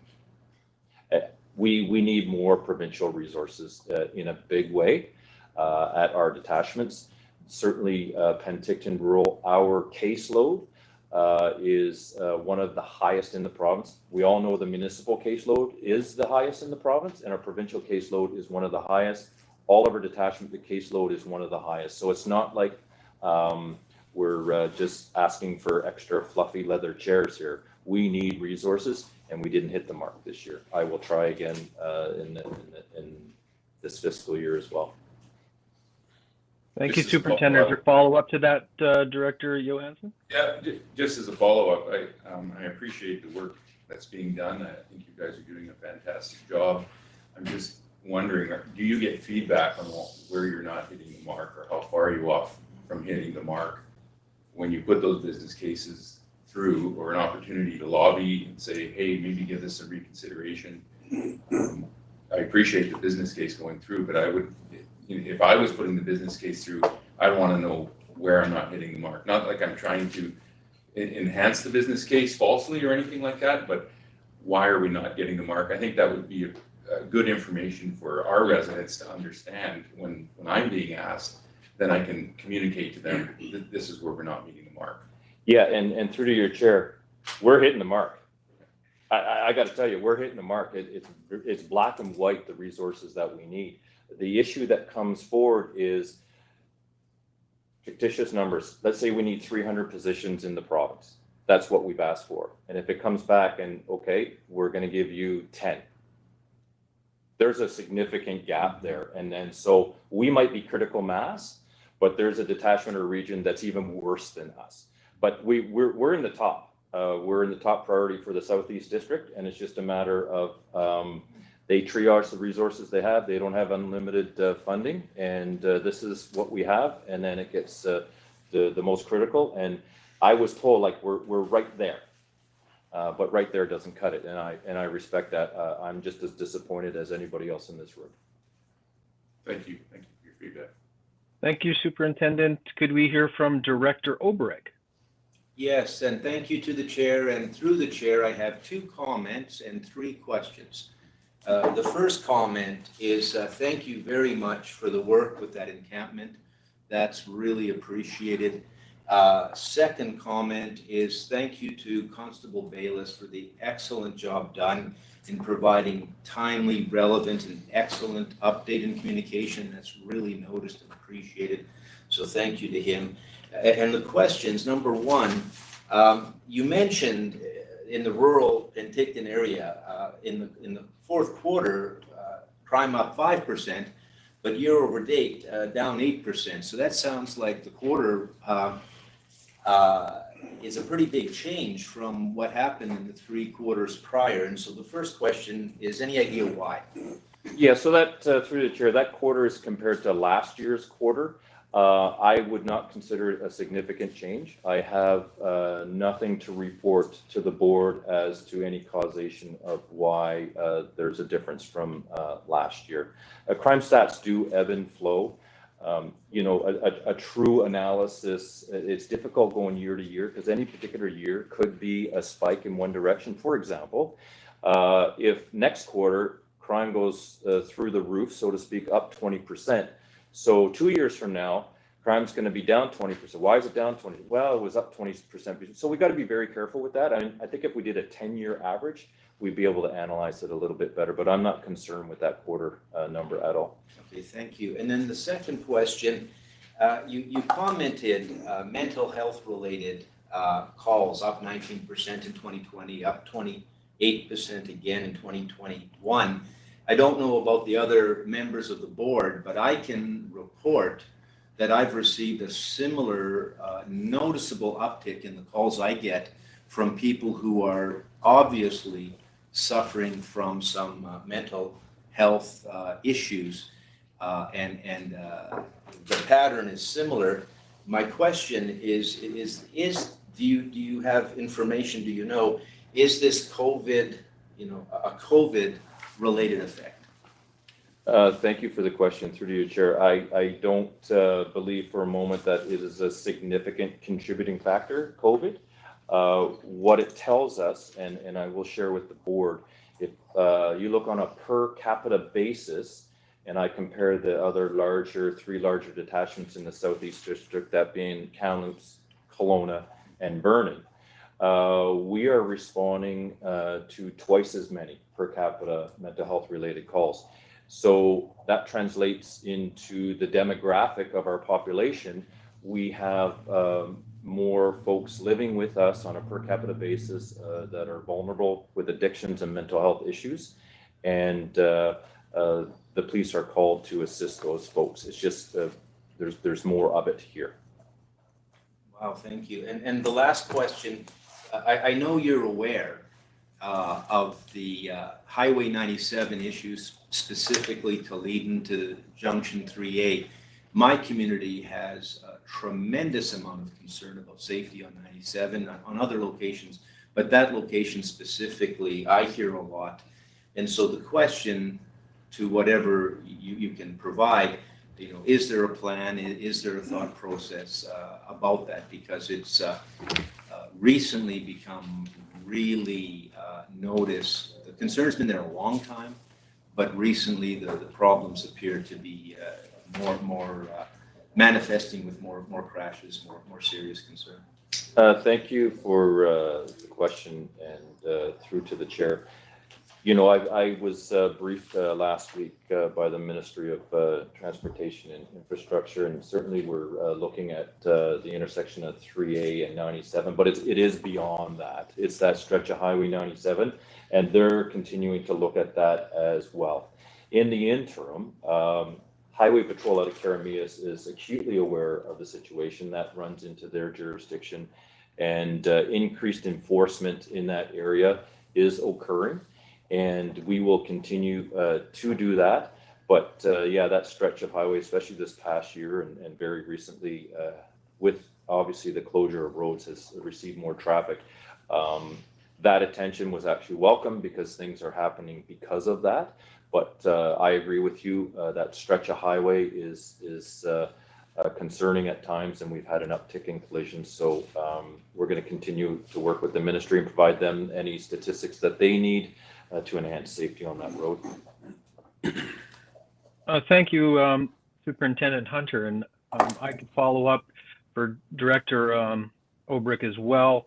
From my role at BC Ambulance, I was able to be a part of the discussion with the MLA in regards to that particular intersection with Director Monteith, and really happy in the direction that we're going with it. Nothing that we can announce at the moment, but that there are things in place and they're working forward. So it's very good.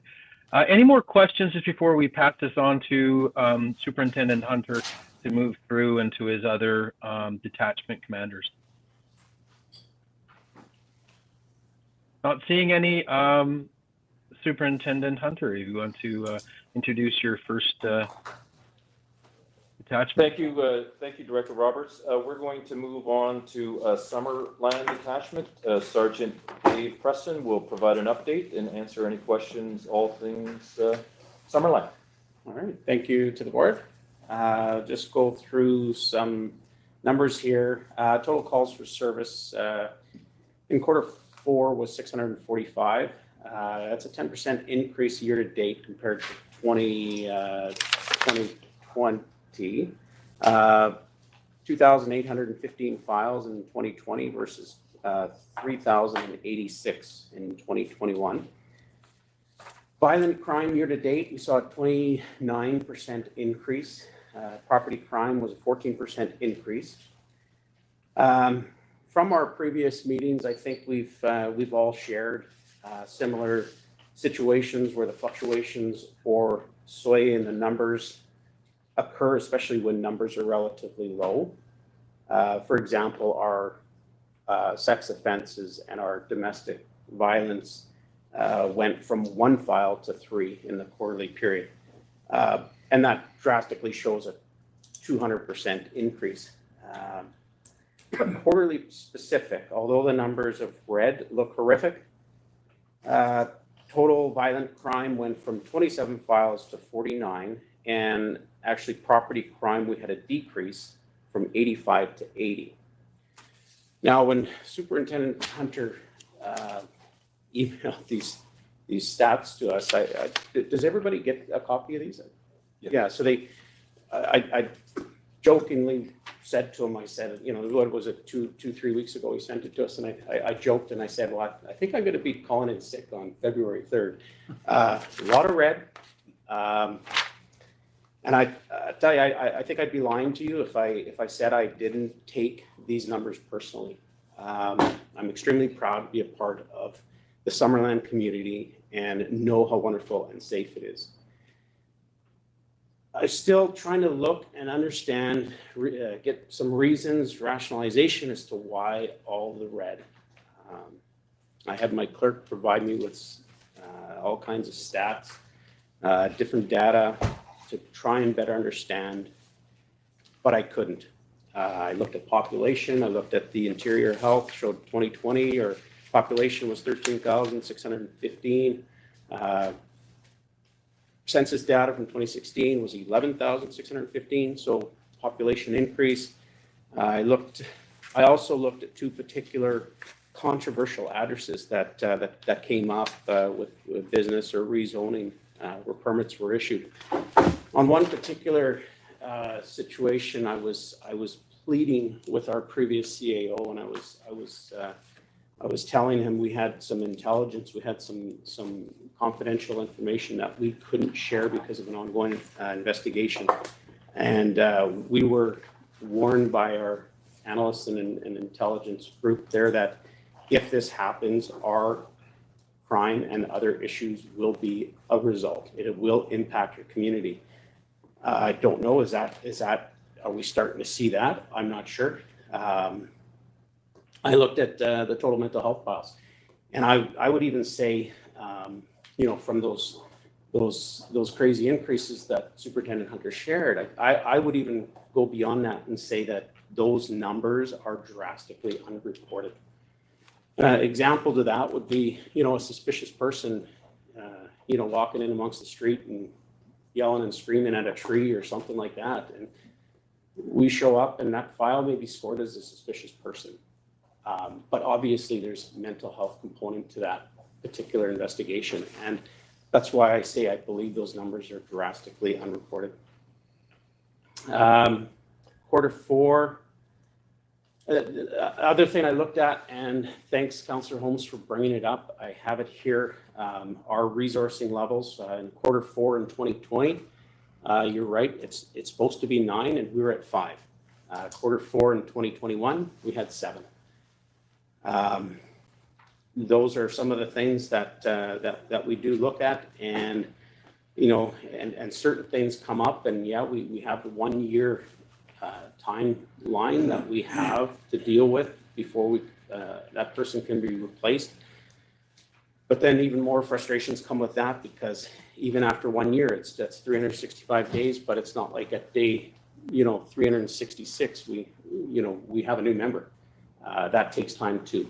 So it's all kinds of resourcing issues that we're continually having to that's a challenge for us.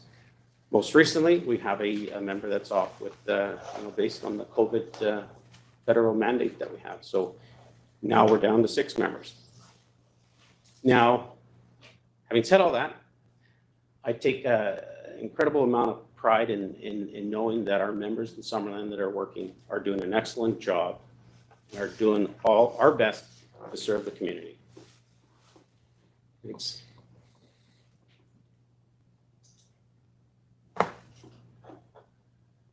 think you're muted, Director Roberts.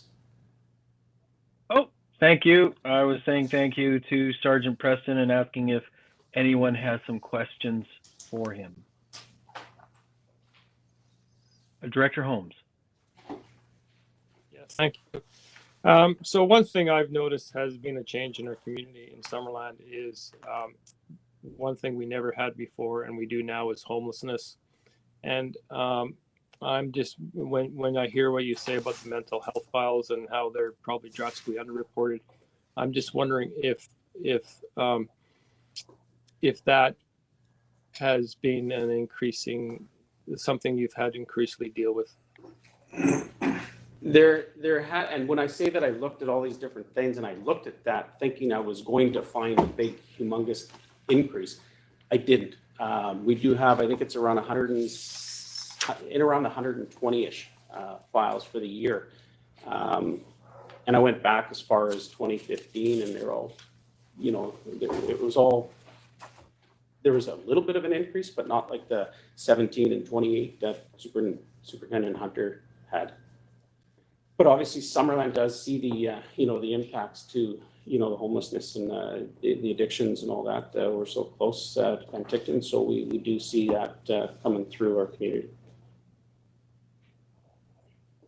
Thank you. Director Trainer. Thank you. I just have two questions. My first question is uttering threats. I noticed has gone up from 9 to 19. What exactly is uttering threats? I think I know what it is, but I just wanted to ask you that. Well, uttering threats is, you know, and it basically say if someone, if it is a relationship or something, and says if you know, threaten to cause harm on somebody or their property, that would be a threat. So pretty much that sums it up. Just any kind of words that are spoken that are geared towards harming an individual or their property. Okay, so that's kind of like disputes then, and then the RCMP would be called to help with that?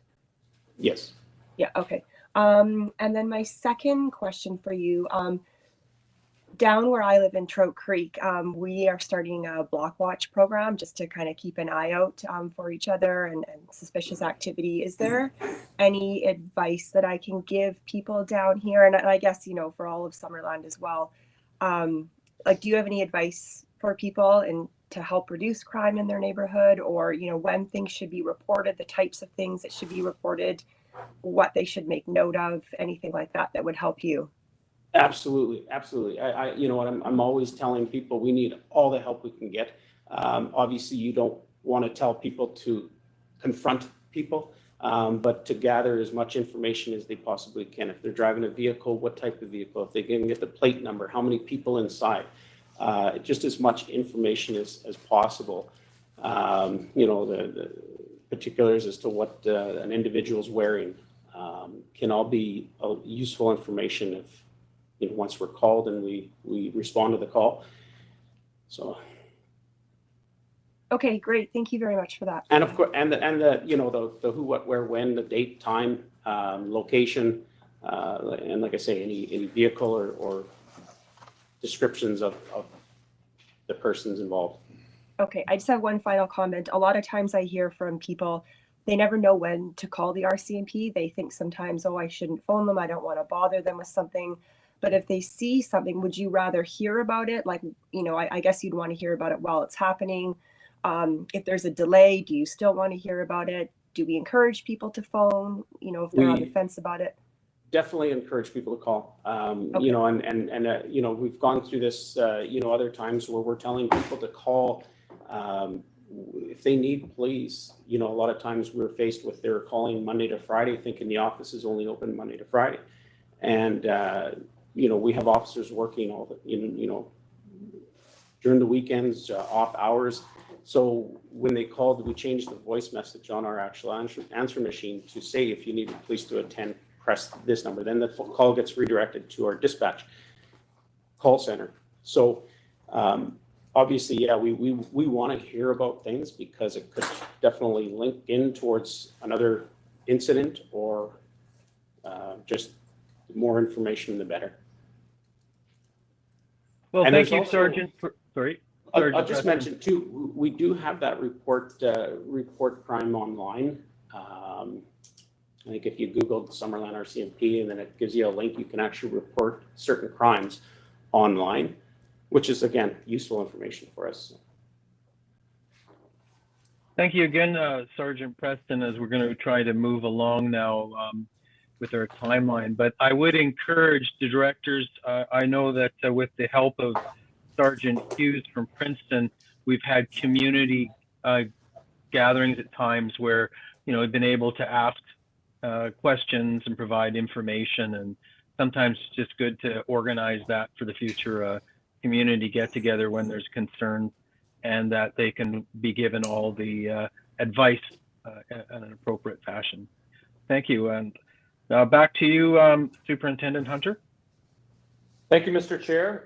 Speaking of Princeton, we're going to move on to Princeton. I think we all know Princeton, in general, has had a hell of a quarter. So we'll listen to Rob and all things policing and community-wise Princeton. Thanks, Rob. Thank you to the board. Thank you to the chair. I'll be quick here. I think we're running out of time. So first things first, Q4 to me gives me the best picture of the year. It's the whole year. Kind of straightens out the line, the dips and the valleys and the peaks. So we are up for 43% for calls over the quarter of last year, but only 2% total calls for the year. So anybody that has these stats looking down the right-hand side, we're down in just about everything. And anything that we are up in is pretty small numbers. Like auto theft is up from 19 over the year last year to 23. Most of that is a single event we had out in Kennedy Lake. Some people decided to take property from someone's house and they made 4 or 5 trips and they stole 3 snowmobiles, 2 trailers, log splitters, 5 guns. We got all the guns back. We got about $50,000 worth of snowmobiles back in that file. So that was a success. A few little things outstanding on that still, but the guns and the snowmobiles that were uninsured, the victim there was pretty happy. One thing that did bring me some concern, obviously, was a 50% increase in the assaults. So one of the things that I'll just speak to quickly, I looked into these. I looked into every single file. Only, I think, 3 or 4 of those were actual assaults that came to charge. One of the, in crime reporting, one of the things that's in assaults is prevent assault. So we get files now, and this speaks to the mental health picture, where EHS is going to a file and they can't go in, somebody's violent or threats of being violent. So EHS will stay at stage outside the home or down the street and they won't attend until we get there for their own safety. And that gets scored as an assault under prevent assault. So of those 15, 4 of those files are simply that EHS, we're attending for on behalf of EHS, and there actually was no assault, but we're there for the prevent. Just trying to go through this quickly. Again, the numbers are looking very good. Uttering threats and domestic violence are down. That is mostly in part to a prolific offender program that we implemented this year as part of our APP. Corporal Richmond's been kind of hammering that one. That gentleman is now out of jail as of last week, so we hope to stay on him. And if he steps out of line, then he'll be back in jail. So keep those numbers where they are. Of course, this quarter brought, as Mayor Coyne is quite aware, brought the floods. Outstanding work by everybody, especially Mayor Coyne and the town council. So thank you very much for that. Everyone came together, community services, all of our volunteer fire departments, Princeton, Hayes Creek, Eris, Tulameen, Eastgate, for the flood event. GSAR, RDOS, Penticton Securities played a huge part.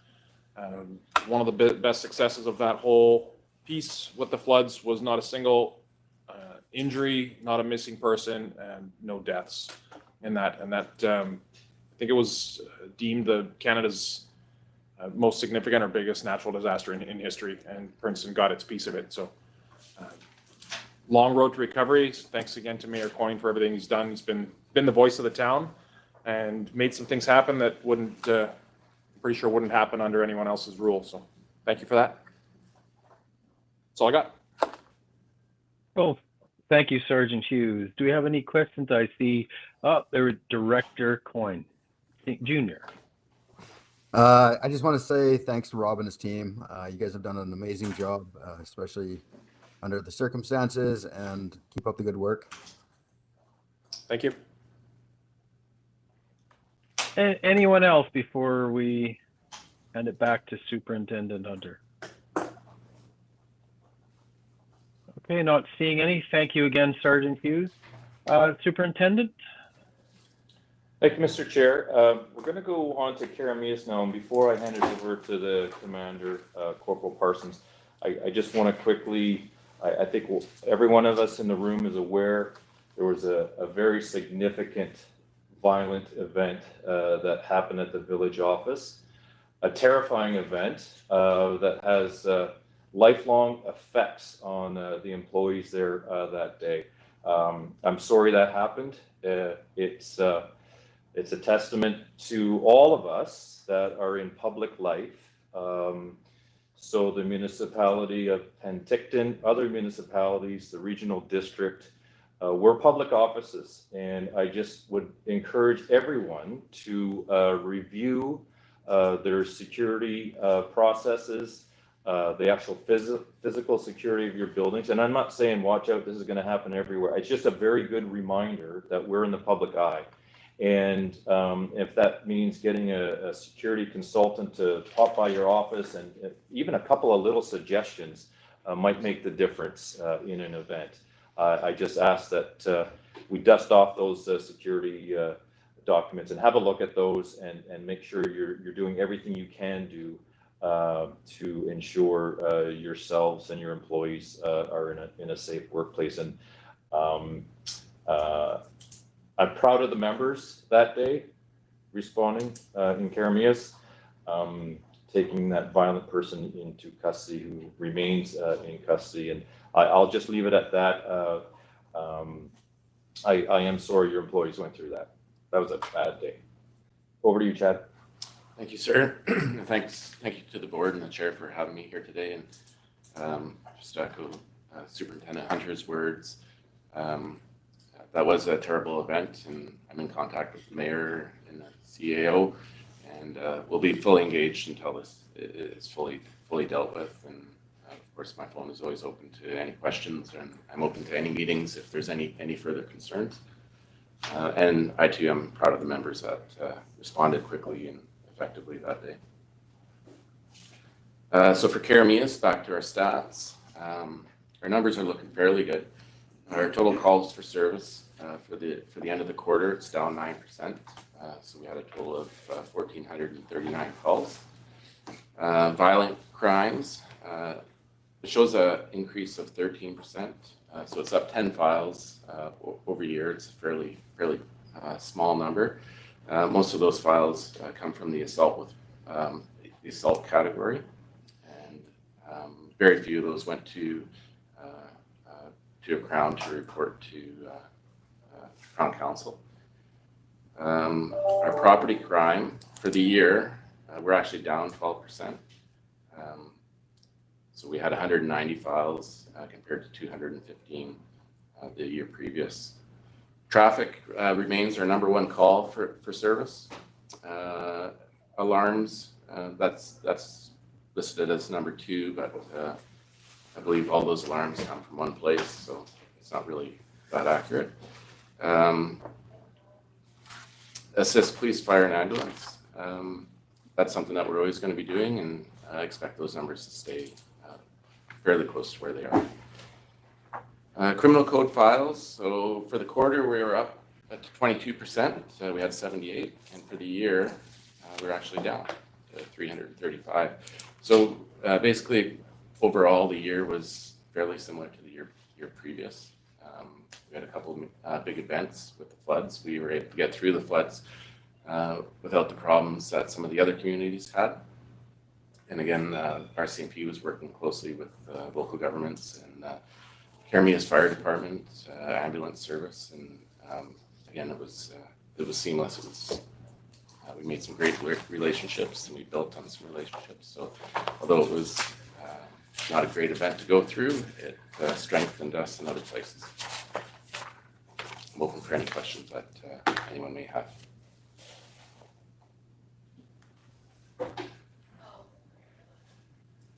Muted. Muted again. Sorry, I'm just keeping it down because of all the dogs.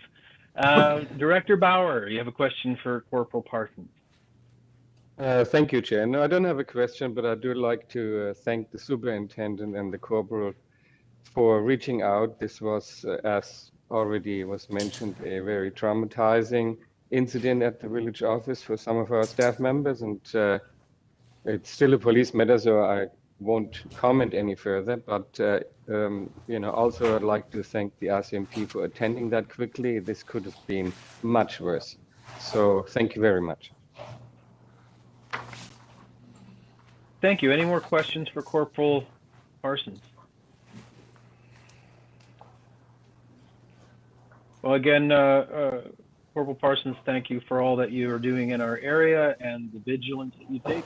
We really appreciate it, and we do appreciate the relationships that you're making in our community between the other agencies, and look forward to continuing to work with you. Superintendent Hunter. Thank you, Mr. Chair. We're going to move on to Oliver Detachment.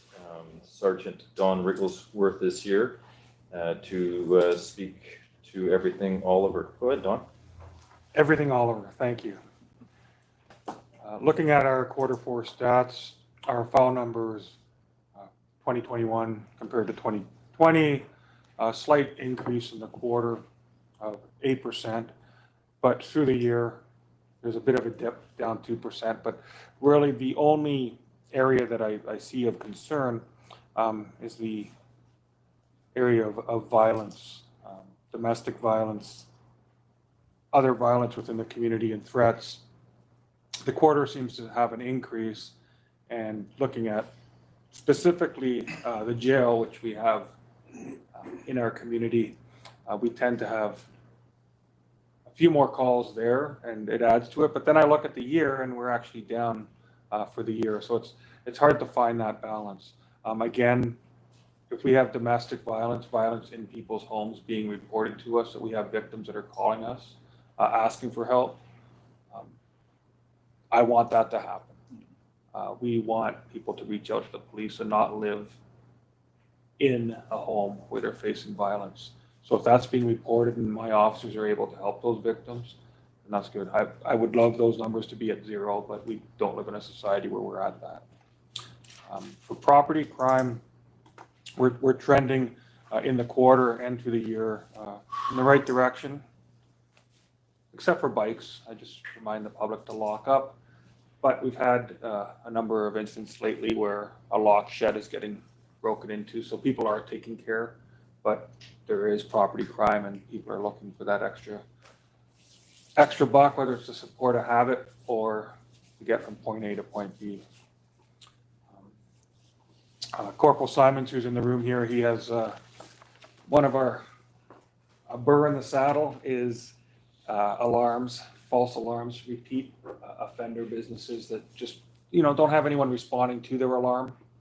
And I'm hoping we can maybe work with the town, see if we can come up with a billing process that I've heard about in other areas where businesses that just don't do anything about it and don't have a property represent. And we have an alarm company that's based out of Atlanta, Georgia, phoning us and demanding that our police officers go and check on a business. If it's 3 a.m., of course, but it's that opening 8:30 in the morning, Dairy Queen or some other place, it just starts to pile on. We don't need that added. Just to talk quickly on our performance plan, where we're at. For us, it's the first, from April 1st until the end of December, under our road safety, we identified in communication with Mayor Johansson, even talking to the Director Knoll in Willowbrook, there's a lot of driving complaints in our community, a lot of speeders. So we've taxed our officers to see if they can increase maybe a little bit of road safety. And we've written over 300 tickets by the end of Q4. These are violation tickets and also warnings. And with that, our community volunteer group, our Speed Watch program, has also been utilized again. They've been, with the colder weather, they haven't been out, but we do have interested parties and have been setting up for training come COVID restrictions and better weather, just to have that community group out there, reminding people to slow down. As far as community interaction goes, there's a number of things underway. Our situation table is up and running. It's been going for a couple months now. We, as the Oliver RCP detachment, brought forward one of the first suggestions that was unanimously accepted. However, things are still in the works. We have a lot of people that need to be at this table. For example, when we have a person that has a lot of mental health problems, maybe some medical problems, maybe some law problems, it's good that we're there and it's good that probation's there. But if we're missing out some key elements from interior health or other areas, and we have someone from the school board saying, yeah, that sounds like a good client, where they're not able to help. We just have these things to iron out a little bit, and it's just to try to get everybody to the table because the potential is huge. There's also a youth hub table starting up that I'll be involved with at the end of February that I have a little bit to learn about. And I could go on, but I won't. Thank you very much, Sergeant Wigglesworth. Do we have any questions for that? I see Director Knodel. Just like to express my thanks and my gratitude to a job well done by Sergeant Wigglesworth. The community is quite happy with the policing as it stands in rural Oliver. Thank you. Thank you. We've got Director Johansson in the boardroom too. Thank you. I was going to ask. Go ahead, Director Johansson. I'll just add to Director Knodel's comments, but I'm really happy with the proactive police work that's going on in our community, and I really think one of the things that I see that's really having a positive impact is the relationship building in the community that the RCMP have. The situation table is another proactive tool that's up and running now, and a youth table. I mean, that's just all good news. It's little steps forward, but they're all steps forward, and everything has a positive impact on some level. And again, just very appreciative of the work that is going on in Oliver and the South Okanagan. Thank you.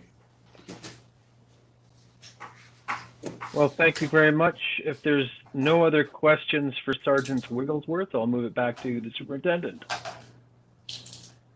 Thank you. Through to the chair, we are going to move over to Osoyoos. Sergeant Jason Beta is here, along with his operations commander, Corporal Dave Smith, to discuss Osoyoos. Jay?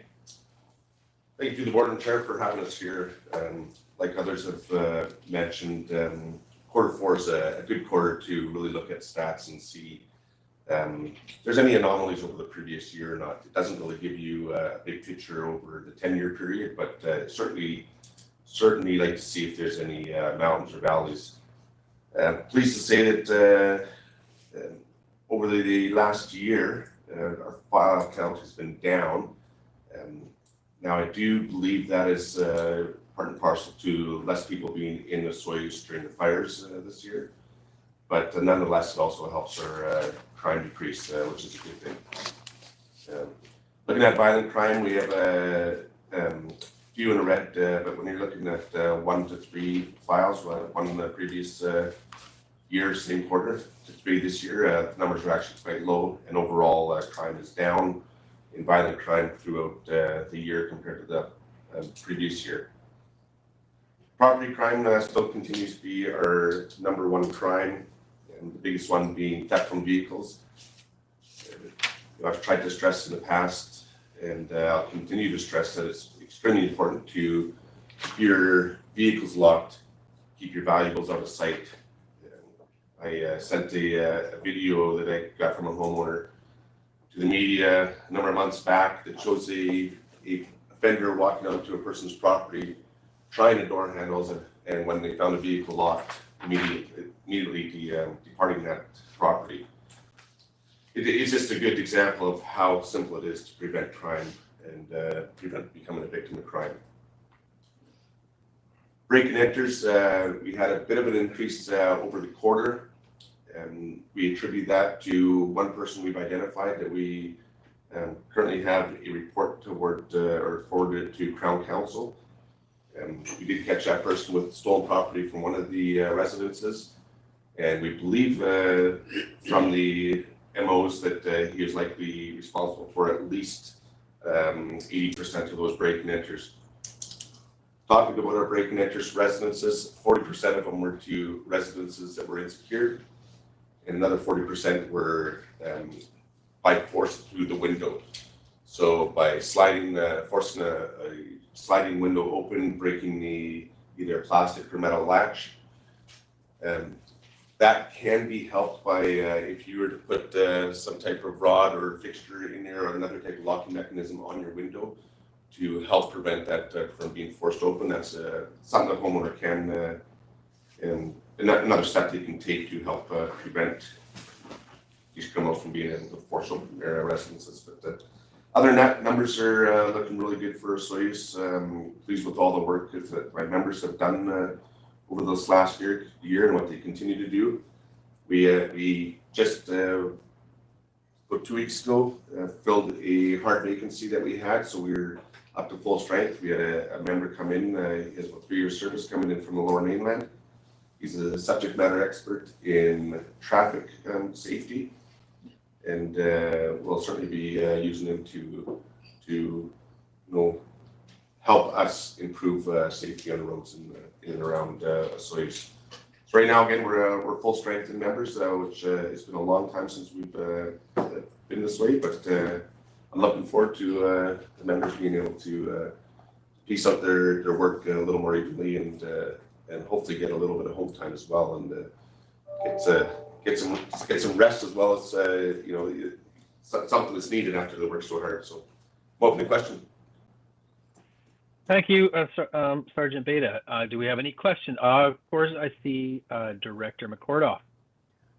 Thank you very much. And I just want to thank Sergeant Beta and Corporal Green for all of the work that they continue to do in Osoyoos in supporting town council, supporting our residents, and we absolutely appreciate it.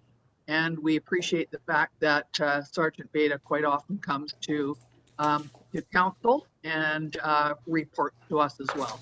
So thank you very much. Thank you. Thank you. Any more questions for Sergeant Beta?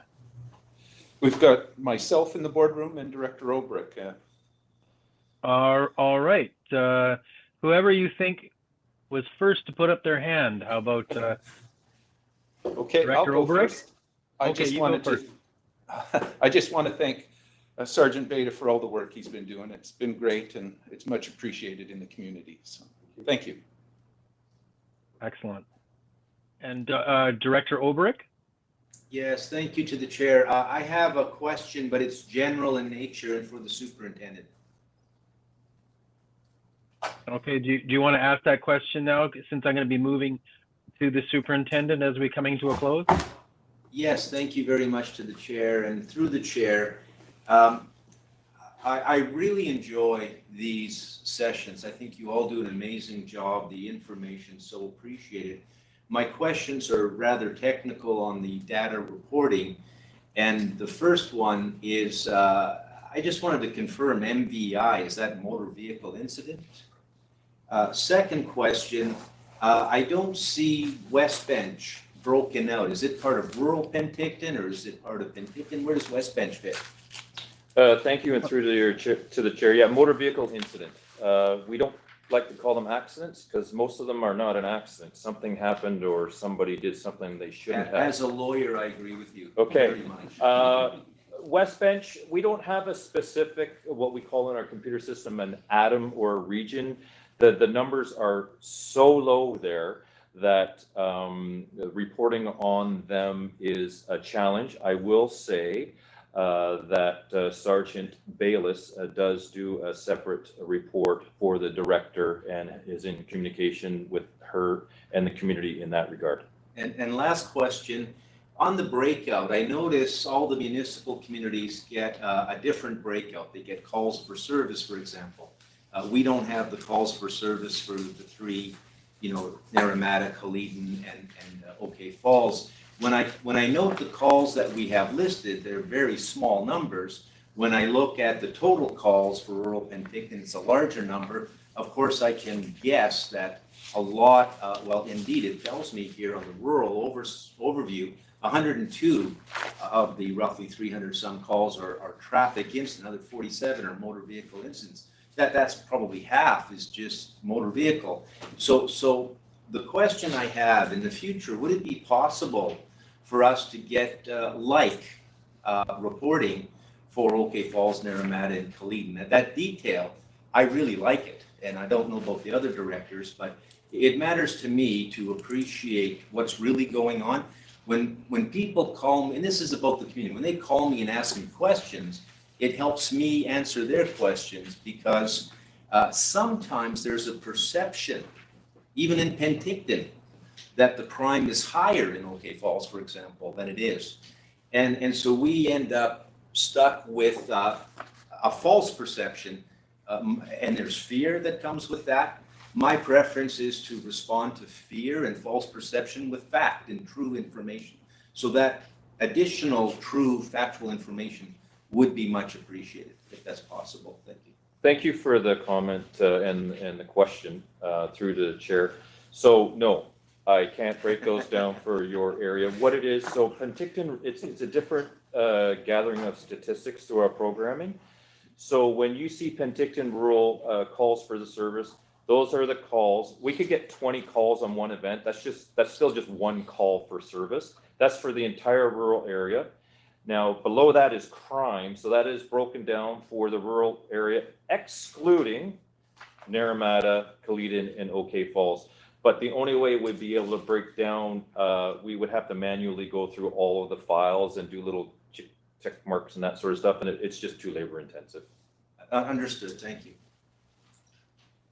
Well, thank you very much. And any final comments from Superintendent Hunter?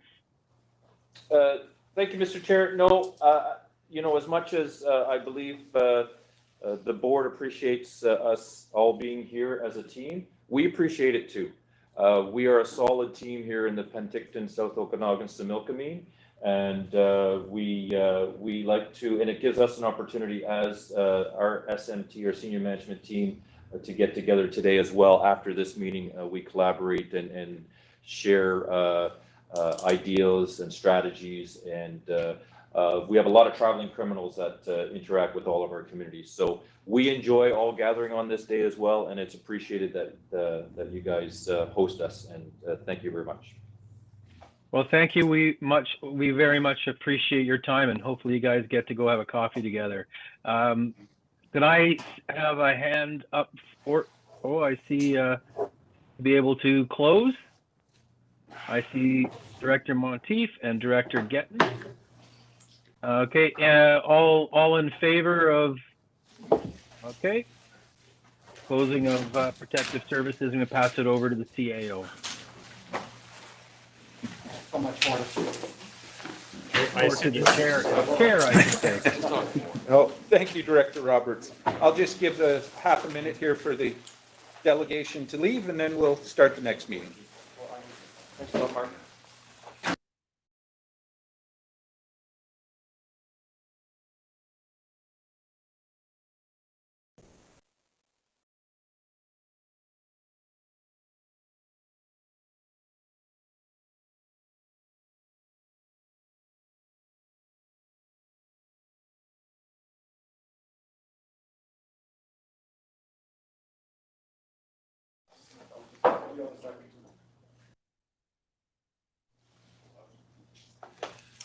Okay, we will get started with the Corporate Services Committee.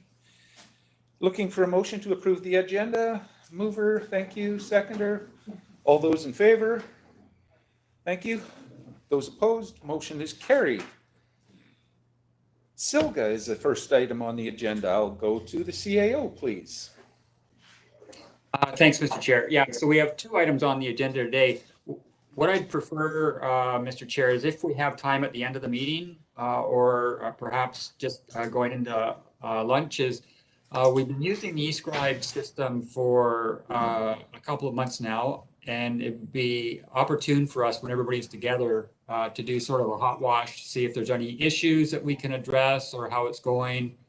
We look at it, of course, from an administrative perspective, and we'd be interested in seeing how you as the target group find it. So if we can, we'll put that on the end. The first issue is SILGA. So SILGA is coming up on April 26th in Salmon Arm, and they have their call out for resolutions. We have to have the resolutions in with board resolution by February 25th. So the intent is to have a discussion about it this morning. And then finalize it at our next meeting in the board. So really it's just for us then to open up the floor, Mr. Chair, to see if there are resolutions that we want to send through SILGA and then on to UBCM. Okay, thank you, CAO. Is there anybody got some proposed resolutions? I'll go to Director Bauer first and then Director Gettins. Yeah, thank you, Chair. I don't have a proposal for a resolution. I just wanted to make sure that the regional district is aware that we have put in a resolution regarding establishment of a flood mitigation service through the province in consultation with First Nations and local governments, just so there isn't any, triplicates or duplicates that is addressed. So if anyone would like to see the therefore, then just let me know and I'll send it over. Thanks. Okay, thank you, Director Bauer. Director Gettins, please go ahead. Thanks, Chair. I actually forwarded this to everybody, but just yesterday. So I'm wondering if I just wanted to test these by you. I've got two that I'd like to test with you all. One is about ride sharing, which was just declined, but just within the Lower Mainland, but they declined for the rest of the province. So I was doing a little bit of very preliminary research on that, and it sounds like it was declined due to the impact of COVID on the transportation taxi industry. But I think it's an important service, and I think that it should be expanded to BC. I don't think we should stop that progression. I think competition is good. We've seen lots of examples of taxi services surviving with rideshare services. So that's one. I did hear too that there is a transportation board that's going to look into this issue again and deliver the results in 2023. But I would like to just support the ride sharing. That's one issue. And I don't know if you want to talk about that first, and then I can share my second resolution, or just put both resolutions forward. Share what's the preference? Put the resolutions forward, maybe. Okay. So then the other one is speeding and mitigation efforts from Modi in rural residential areas. I had a really long conversation with Modi about this, and it turns out that the reason I was told that they're not going to be putting any speed mitigation, an example that was used is West Bench Drive, is because there's one criteria for all the roads within the province, and the roads belong to everybody in the province. They're meant to the economy and the interprovincial movement of people and goods, which I think makes great sense for most roads, but definitely not ones that go through West Bench in front of our school and parks. So I would like to, and that's what I sent to everybody yesterday, was put in a motion that where we are asking as citizens asking for help because we are seeing quite dangerous situations arise. We're hearing from the ministry that they will not install speed bumps or any kind of vertical deflections because the roads belong to all of BC and help promote the economy and interprovincial movement of people. So I would like to see if we can encourage a different criteria for rural and residential roads that better meet the primary use of those roads rather than a general blanket statement. So those are my two that I'd like to hear from you all on. See if we should put them forward. Okay, thank you for that. Director Monteith? To the chair, I can fully support the road motion. Culloden, we've struggled with roads for many, many years, especially in front of our school. We've asked for the same things, Director Gettins, speed bumps. We've done radar, like the speed trap requests. We've met with the police. We've done everything that we can as a community.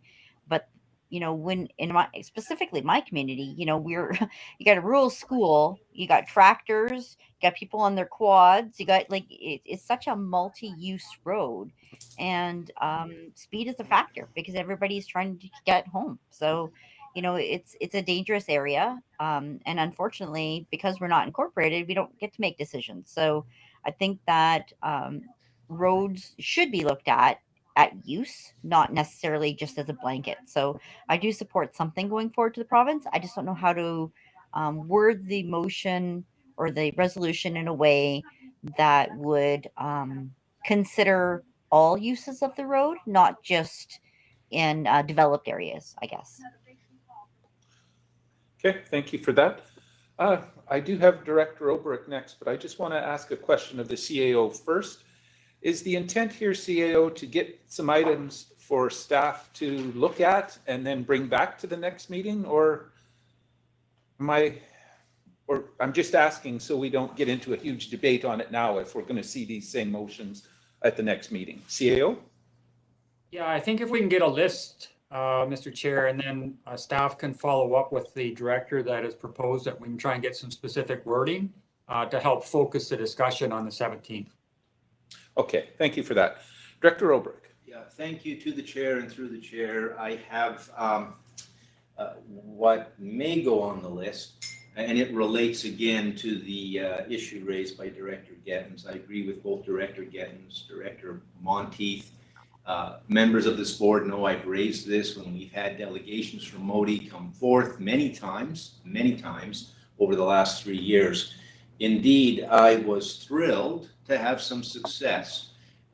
Some of you may remember December 17, 2020, when Eric Latchmuth was before us as the new confirmed manager in that department, and he and Mr. Wiseman met with me and community for a 4-hour tour in September, and we spoke very specifically about a long list of issues, one of which was the traffic calming, rumble strips or speed bumps adjacent to the Christie Memorial Park. We've had crashes there, all kinds of concerns, and so very much support what Director Gettins is suggesting, and building on that.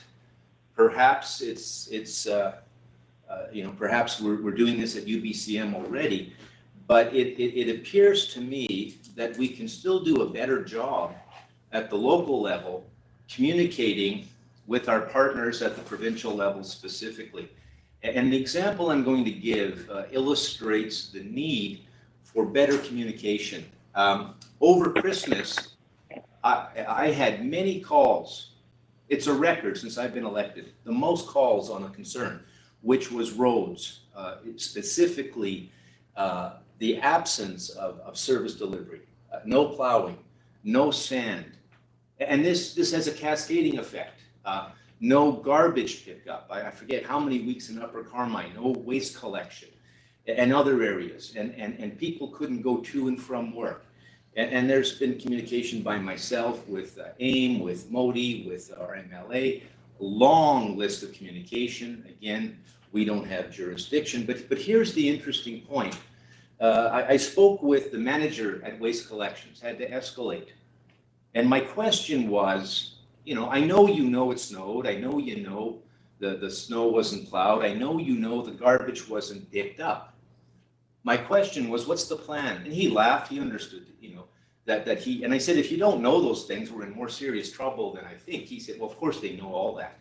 But I said, what's the plan? What are you doing about it? And his answer was interesting. He said they send an email. They have a clerk who sends an email to a clerk at the RDOS. Their clerk sends it, and the clerk they sent it to was Janice, who recently replaced Cam Bound. And Janice is learning, and Janice has been with us a long time and does a great job. But I asked the follow-up question, why? And this is where it gets interesting. He said, because the RDOS is in charge of AIM. Now, we all know that's not accurate. And I said to him, do you understand that the RDOS has a third-party contract with Waste Collections? And do you understand that Modi has a third-party contract with AIM? And this was not within his scope of understanding. And I said it would be helpful if we had a more direct line of communication between the manager of Waste Collections and perhaps the manager of AIM, because, and I had communication from Richard Wright, who's the manager of AIM, and I communicated with Jeff Wiseman and Chris Keir. I mean, there's a long list of communication here. But what we're having is a failure. I mean, I could show you some of the written communications that are very unpleasant by Modi with regard to service delivery by Waste Collections, chains and criticisms and comparisons.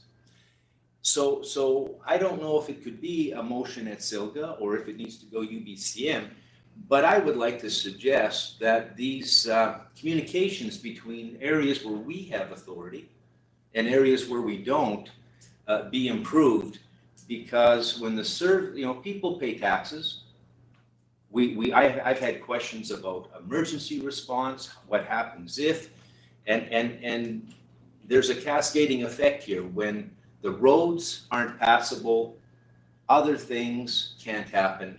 And I'm getting a lot of calls, so people seem to think that it's real important. And I agree with them. I think it's important. Thank you. Okay, thank you for that, Director Obrick. I'll go to Director Kazakovich. Yeah, thank you. Thank you for this suggestion, Director Getton. I think if we are going to put forward a resolution, we need to be quite targeted. And if it's about traffic calming, let's make it traffic calming. Road maintenance, snow removal is another issue. We've been battling that one for at least a decade that I know of. When it comes to the traffic calming, probably 8 or 9 years ago, I repeatedly went to bat for that to occur at Narromount Elementary School and couldn't get anywhere other than I guess what they call shark teeth. They're painted on the road further up towards the 30-kilometer sign. I wanted a sidewalk painted, just a crosswalk painted for children, which would help identify it to folks driving that that's where the kids are crossing. And Modi went ahead and did a traffic study as to how many vehicles were driving by and concluded it was not enough vehicles to warrant a crosswalk being painted, which to me was ridiculous because I said it just takes one car to hit a child. Why can't we just have a painted crosswalk? I even offered to pay for that, and it didn't happen. Even with a second study at a more peak time of the year, they still would not do it. So in approaching Mr. Stone at the time, Mr. Transportation, they follow their provincial-wide guidelines, their book. I don't know what they call that book, but I said it was time for that book to be rewritten. So we're going to try and make something happen. I think we need to be very targeted and potentially start with traffic calming measures specific to rural schools. That may be something we could start with. If it's too blanket and broad-based, I don't know that it will have any impact. But just a suggestion. Thank you. Okay, thank you for that, Director Kazakovich. Are there any further? Okay, I see Director Roberts. Please go ahead. Thank you to the chair. Again, this is something that, again, all of us are affected by, and I'm in support of all that is spoken already. Dealing with a community like Headley, where it's right off a main highway, but if it doesn't get plowed, it's filled with senior citizens and people with lower income and an ability to get to work, and the garbage. We need not only just maybe a hard fact when we talk about like a speed bump, but a process. Like, if it's coming in, and when we have that process as a regional district, how we can communicate to Modi. It's almost like we could have our own service department just to deal specifically with Modi, because so many of our issues are based around the inability to communicate effectively or have the ability to facilitate change and support in regards to health and safety of our communities. Even in so much as, is there a way that we can support or provide the ability to have, other contractors that come in and clean, and again, then we get into the offloading, because it's just not at all acceptable that when you hear about a small community that cannot get access, is unable to get out of their driveways, unable to have trash removed. And again, a lot of times with the individuals, with the waste management, we've worked together this winter and been able to find some success moving forward. But I really do support things going forward on how we will communicate more effectively and have a process to evaluate situations as they arise and be able to work together. Thanks. Okay, thank you for that. Are there any more suggestions for SILGA resolutions? Director Gettens. Thank you, Chair. I just wanted to agree with Director Kazakovich. I think that I like to keep my suggestion just specific to calming traffic, and I like the idea of it being in playground zones or school zones. While I do agree with Director Obrecht and Director Roberts, that would be the resolution that I'd like to put forward. And I would just sort of like to get a bit of a feeling whether should keep working with staff on the ride sharing, and if we want to put anything together for ride sharing. And I also want to just quickly follow up from the conversation we just had with the RCMP. I was going to ask this earlier, but we ran out of time. Is there anything that we could do at SILGA to just about the resources, like mental health resources, or some way to support this business case that didn't make the cut? I just am curious to hear about that as well. Okay, thank you for that. I had that on a note from my thoughts as well, was something to do with mental health resources for the RCMP, that maybe we should request that or put that as a motion through SILGA or something along those lines. So I believe I'll go to the CAO, but he probably has a list now of items on there. I suspect we should keep the two items separate, the calming for highways and snow removal and stuff separate. Two different motions, I think. But anyway, CAO? Yeah, we've got 6 good ideas, Mr. Chair. One on the, just one of them is the Karamias one on flood mitigation. We'll just take that under advisement and be willing to support them when it gets to SILGA. We've got the ride sharing one, so we'll work with Director Gittins on that. And we've got traffic calming, especially around rural school zones and playground zones for rural communities. And we have a number of directors supporting that one. We had communications with AIM regarding snow clearing. And I'm not sure what we would, we'll try to work something up on that one, and the committee can discuss it in 2 weeks, Mr. Chair. And then we wanted to ask for permission to supplement snow clearing in rural communities through a third-party contractor. And we wanted to ask for additional resources for RCMP to supplement mental health calls. Okay, thank you. Director Robinson, you have a hand up?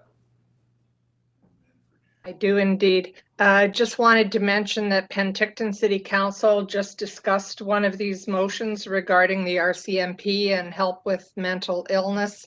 And we're drafting a letter to the Minister of Health, and we were also going to bring forward a motion to SILGA. So that may already be drafted. Perhaps if Bill could give Cheryl a phone call, it may already be done and cut down on some time.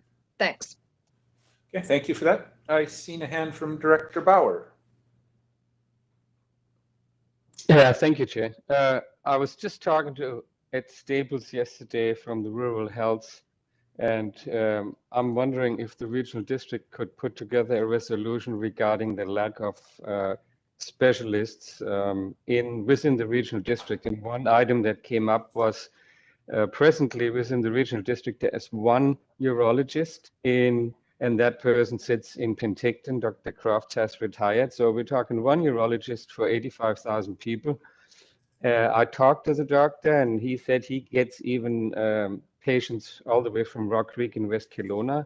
So if we can put something together for that, the Rural Health Committee is addressing that from a different perspective, and I've talked to the MLA about this already and others, but it would be great if we can put that forward to SILGA to ask the province to put some resources in there to have a look at this. I'll leave the details to staff. I'll be happy to give some resources out if they need to. Okay, thank you for that. Anything further? Is your hand a leftover there, Director Robinson, or you have another one? Leftover? Okay, thank you. I think that should do it then for that item. By all means, if there's something else, let us know. If after the meeting you come up with something, approach myself or staff. Next item is RDOS fees and charges bylaw, CAO. Thanks, Mr. Chair. I'm going to turn this over to Ms. Malden for the details, but generally, our fees and charges bylaw is a collateral document to our budget. So as we go through the revenue required for our next fiscal year, and we start anticipating that in the budget, we want to make it sure that it's transparent and clear, and we set that out in a separate bylaw so that we can discuss it with the board in advance. So this fees and charges amendment are about amounts that we've already included in the 2022 budget projections. So if we change anything, just keep that in mind. For us, this is a logical progression as to how we maintain or enhance service. Much better to, we think, much better to provide annual increments rather than do sort of the peak philosophy where we go dormant for a number of years until we run deficits, and then we increase at a huge amount all at one time. So a lot of these changes are smaller, but they're incremental, but they're keeping up with cost. And that's what we intend to do. But I think we can turn it over to Ms. Malden, and she just wanted to make sure the committee was aware of all of the changes that we're proposing. Okay, thank you. Ms. Malden. Very much. So bylaw 2955 will be our fees and charges bylaw for 2022. Each year we rescind the previous and bring forward a new one. So as to not confuse the public or anybody using the bylaw, each year we clean off and do a brand new one. So this one is scheduled for review this morning, and if the board or committee determines, it'll go forward to the board this afternoon for first reading. And as the CAO mentioned, it goes in conjunction with the budget, so we would see this completed roughly the same time as the budget. So there's the breakdown in the report that you have in front of you is, it should coincide with the bylaw, but I did notice going through there was a few little areas which were missed. So I'm going to, when we get to those, I'll stop and highlight those for you so you're aware of those proposed changes in the bylaw. Most of these are housekeeping, but there are some that may be a little more significant, and I do believe that the managers of those areas responsible for administering the programs and services are here to answer any questions or go a little more in depth than I will. So we start with Schedule 3, that's planning and development. And that is, if you want to follow along, Group 7 of the marked up bylaw. So there we see proposed changes to the rezoning, the temporary use permit, and the subdivision fees, which was a focus of discussion back September, October of 2021 for the board. So the application fee for the OCP and zoning amendments, the temporary use permit, and then also the renewal fee for the temporary use permit are proposed to be changed in there. Same with the subdivision fees, there's an adjustment, a section there, 5.0, which goes into a little more detail on those things that are proposed to change. So we want to have a look at that section on the marked up bylaw. Again, that's redlined. It shows you the changes from last year to this. One that didn't show up on the report was in Schedule 4, bylaw enforcement fees. That is page 11 of your marked up bylaw. And there's a new addition to that, that's 6.0. And it's a temporary exemption permit for the noise bylaw. So this is new, it's embedded in there. It is a $300 application fee for somebody to apply for exemption to the noise bylaw in their area. Moving on, Schedule 5, Public Works and Engineering. There are proposed changes to several of the water systems. Olala is a 10.43% increase to the system, and that's necessary to cover ongoing operational costs. There's also 6.0, which did not appear in your report as well, and that's an increase in fees for Willowbrook, and 7.0, a minor increase for Sun Valley as well. So those are important to note. And also 8.0, Mississauga Lake, a 6.24 increase there. And section 4.0, sewer system fees, there's an adjustment, a new category being created in the Okanagan Falls sewer to allow for townhouses and duplex, where previously they weren't. So that's just more of a housekeeping, and it increases the transparency and interpretation for the public.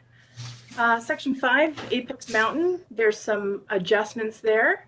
There's a fee increase in the residential dwelling, the commercial, and nickel plate. And those increases are due to maintenance fee adjustments. And there's a new category added in there for businesses that are not under the Apex Mountain Ski Resort commercial property system. Section 6 of that, there was a parks and trail donation. There were some terminology in there and a 10% maintenance fee, which staff were not using at all. It consistently had not been used. We've removed it, again, for ease of interpretation. And in section 7 in the landfills, of course, there's a lot of changes there. Primarily, a lot of those are just adjustments to the terminology. Staff in that section work hard to make it as easy as possible to interpret for haulers, for staff, for public. And so every year you'll see adjustments in that, and that's for clarity more than anything else. But if you have questions, I know that Andrew can answer those well. In Schedule 6 of the bylaw is Parks and Recreation. And again, park staff work on making sure that this bylaw is as clear as possible for the public. And so they have tried to take a more concerted approach, I guess, for outdoor parks and spaces, in that the fee for using or renting them is more consistent across the board, as opposed to seeing these wide varying fees for each different area that you happen to go into. So they worked hard to sort of consolidate those, and they've made some minor adjustments to the Kermes Bowling Center as well. Schedule 8, Freedom of Information and Protection of Privacy. There's a new fee that's been implemented this year that allows us to charge an administrative fee outside of that fee that we would use for the time spent on gathering and processing documents. This is just a straight across $10 fee to receive an application. This is something that we would do at our own discretion, and obviously if we were charging for an FOI, a significant fee for that, this $10 fee would not be charged as well. So that is new in the legislation this year. And Schedule 10 is cemetery fees. And this is for Naramata. I know that staff in the Parks Department, Parks and Rec Department, had not increased for fees for a really long time. And so this is one of the ones that sort of sat and didn't adjust yearly. So there is a bigger looking leap here this year. Staff included a chart in the report down at the bottom, which benchmarks with other local governments and their cemetery fees, to show that indeed this is still well within range, and it's still much below a lot of other local governments, but it is an increase for that area. So that is something where we may put out some communication in the area just to advise citizens why they're looking at this type of increase, and again, in comparison to the other local governments nearby. So those were the changes that we had noted in there for discussion.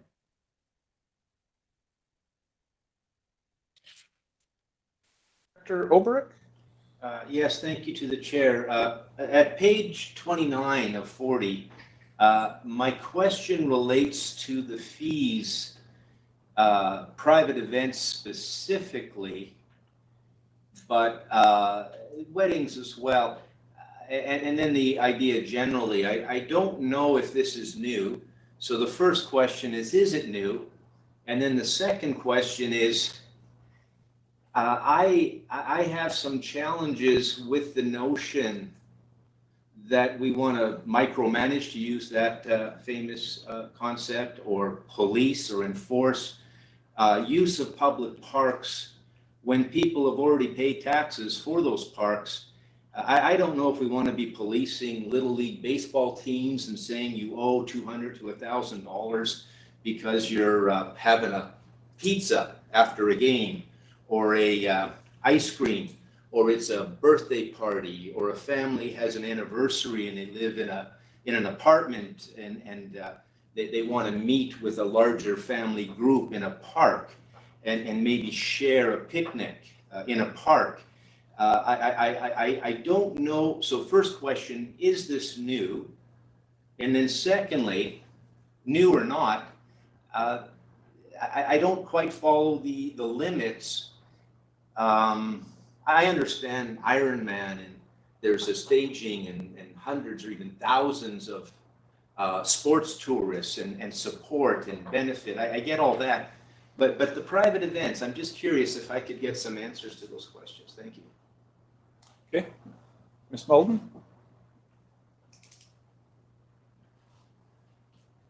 I think you're muted.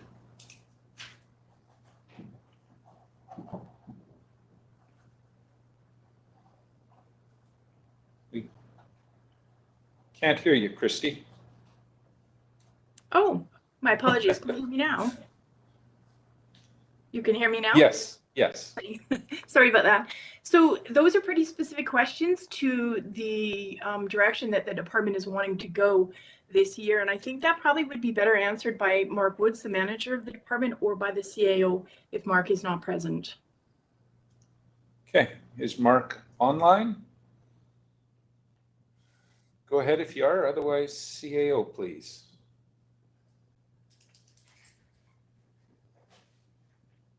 Yeah, sorry, Mr. Chair, I was just trying to, so it was page 29 of the clean version that Director Obrick was talking about?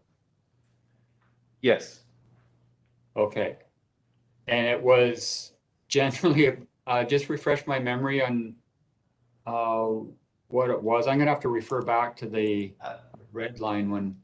Well, we have private events with 2 asterisks, and it's interesting because it's rather vague in general. I don't know if it includes birthday parties or baseball teams or family picnics, but it you know, these are public parks. People pay taxes through their rent or through their land ownership, and it's for the public benefit. I'm not sure we want to be adding cost upon cost and charging people twice. And so the first question is this new? And then the second question, I know it came to our Parks and Rec Commission for some advice and didn't get good support, but I see it here. And so my curiosity is, on a second level of analysis, is this what we want to do to our taxpayers? I mean, are we going to have bylaw enforcement checking your event at the beach? When you're having ice cream, and what is it, a group of, what's an event? Is it 3 or more, 4 or more, 5 or more, 6 or more? I don't know what this pertains to, so I'm curious to get some feedback on what the thought process is. I do understand that at the Parks and Rec Commission, for example, staff indicated that there's a cost and they want to recover that cost, some kind of cost recovery model, which failed to make sense to me then. And so I'm real curious just to learn what that is. Again, I understand sports tourism, Ironman, you have thousands. Thank you very much, Chair. I'll wind it up. Please, CAO. It does look like they are new on the tracked in version. It's all new, so I would say yes, these are new charges. Typically when we charge it's the work that's entailed in booking, not so much about gaining revenue off them, but just the cost recovery that goes with reserving a space for an event. Okay. Looking at the time here, we are already behind schedule here and running into the hospital district meeting, which is a time-framed one here. Is there a rush to have this dealt with today, or can we bring this back for the next meeting? Yeah, let's do that, Mr. Chair. I'll get more specific answers on this outdoor park spaces for Director Obrick, and then we can go from there. Okay, and I would ask that I see 3 other directors that had hands up. If it's something specific, reach out to staff in the meantime and see if it can be answered prior to the next meeting, and if not, we'll deal with it then. So I will ask for a motion to adjourn and move on to, thank you. Moved, seconded, all in favor? Great. Any opposed? Perfect, thank you. We will go to Director Johansson for Hospital District, and sorry for the late start, but we can run into lunch if we need to. So. Thank you, Chair Pendergraft. I'll call this meeting of the Okanagan-Similkameen Regional Hospital District to order at 11:42 on February 3rd, and look for a motion to adopt the agenda as circulated. I see moved and second. Any further discussion? Call the question. All in favor? Opposed? Motion is carried. We have one item on the agenda, and that's the Regional Hospital District 5-year plan. Just to give a bit of history from our last meeting, the staff recommendation, that bylaw number 169/2022 being a bylaw of the Okanagan-Similkameen Regional Hospital District to adopt the 2022-2026 5-year financial plan based on scenario 1. This motion was moved and seconded, and then we did get a deferral of that motion to give all the directors some opportunity to review the proposed 5 funding scenarios that were sent out by John Cote to all the directors after the meeting. Good opportunity. I hope everybody got that information and was able to go through it, and we can move forward with a discussion on the motion that is on the table today. So I'm looking for any questions or discussion based on the motion that sits on the table today.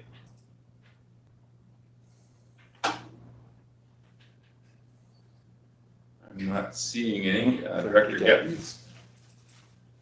Thanks, Chair. Did we, just to remind myself, did we agree to everything that IH asked for? Did we call the question and agree to all of that?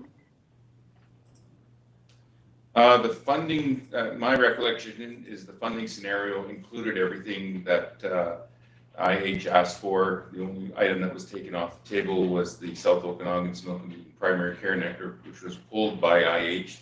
So the motion includes that everything on the that their ask was approved by the board, and a funding scenario was put forward based on everything that they've asked. Okay, thank you. Director Holmes. Yeah, I kind of had the same question when we deferred last time. I was trying to ask what we were deferring, because I had the same thing. Did we approve the funding request and we were just deferring how we were going to pay for it, or did we just defer the whole thing? I still don't understand, and I went back and watched the video and there was no clarity there. So I don't think we approved it at all. I don't think we've done anything. You're correct, Director Holmes. We unfortunately did not have any discussion on the motion. It was deferred immediately. So any items that IH have proposed are up for discussion as well at this time. Director Monteith. To the chair, just curious, what is currently being presented? Is that in our publicly presented budget that we are now out to the public at? So what our residents are giving feedback on, is the hospital district budget included in that? I'm not sure what your question is. Everything that IH has asked for is all public. The recommendation in the 5-year plan is all public. So I would think that anybody reading that would make the assumption that everything that IH is asking for is based in and included in any one of those scenarios. That motion, again, is up for discussion, and if anybody has any items on there that they would like to have a discussion about removing from the IH ask, I think this is the time to have that. And if there happens to be no items that are removed, then we have a budget that we can, and a motion on the table that we can vote on. Director Robinson. Thank you, Chair.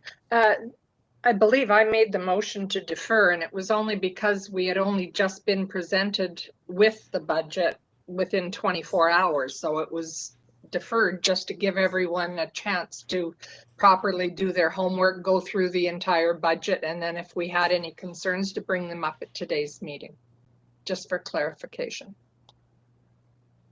Yes, thank you for that clarification, Director Robinson. Director Gettens.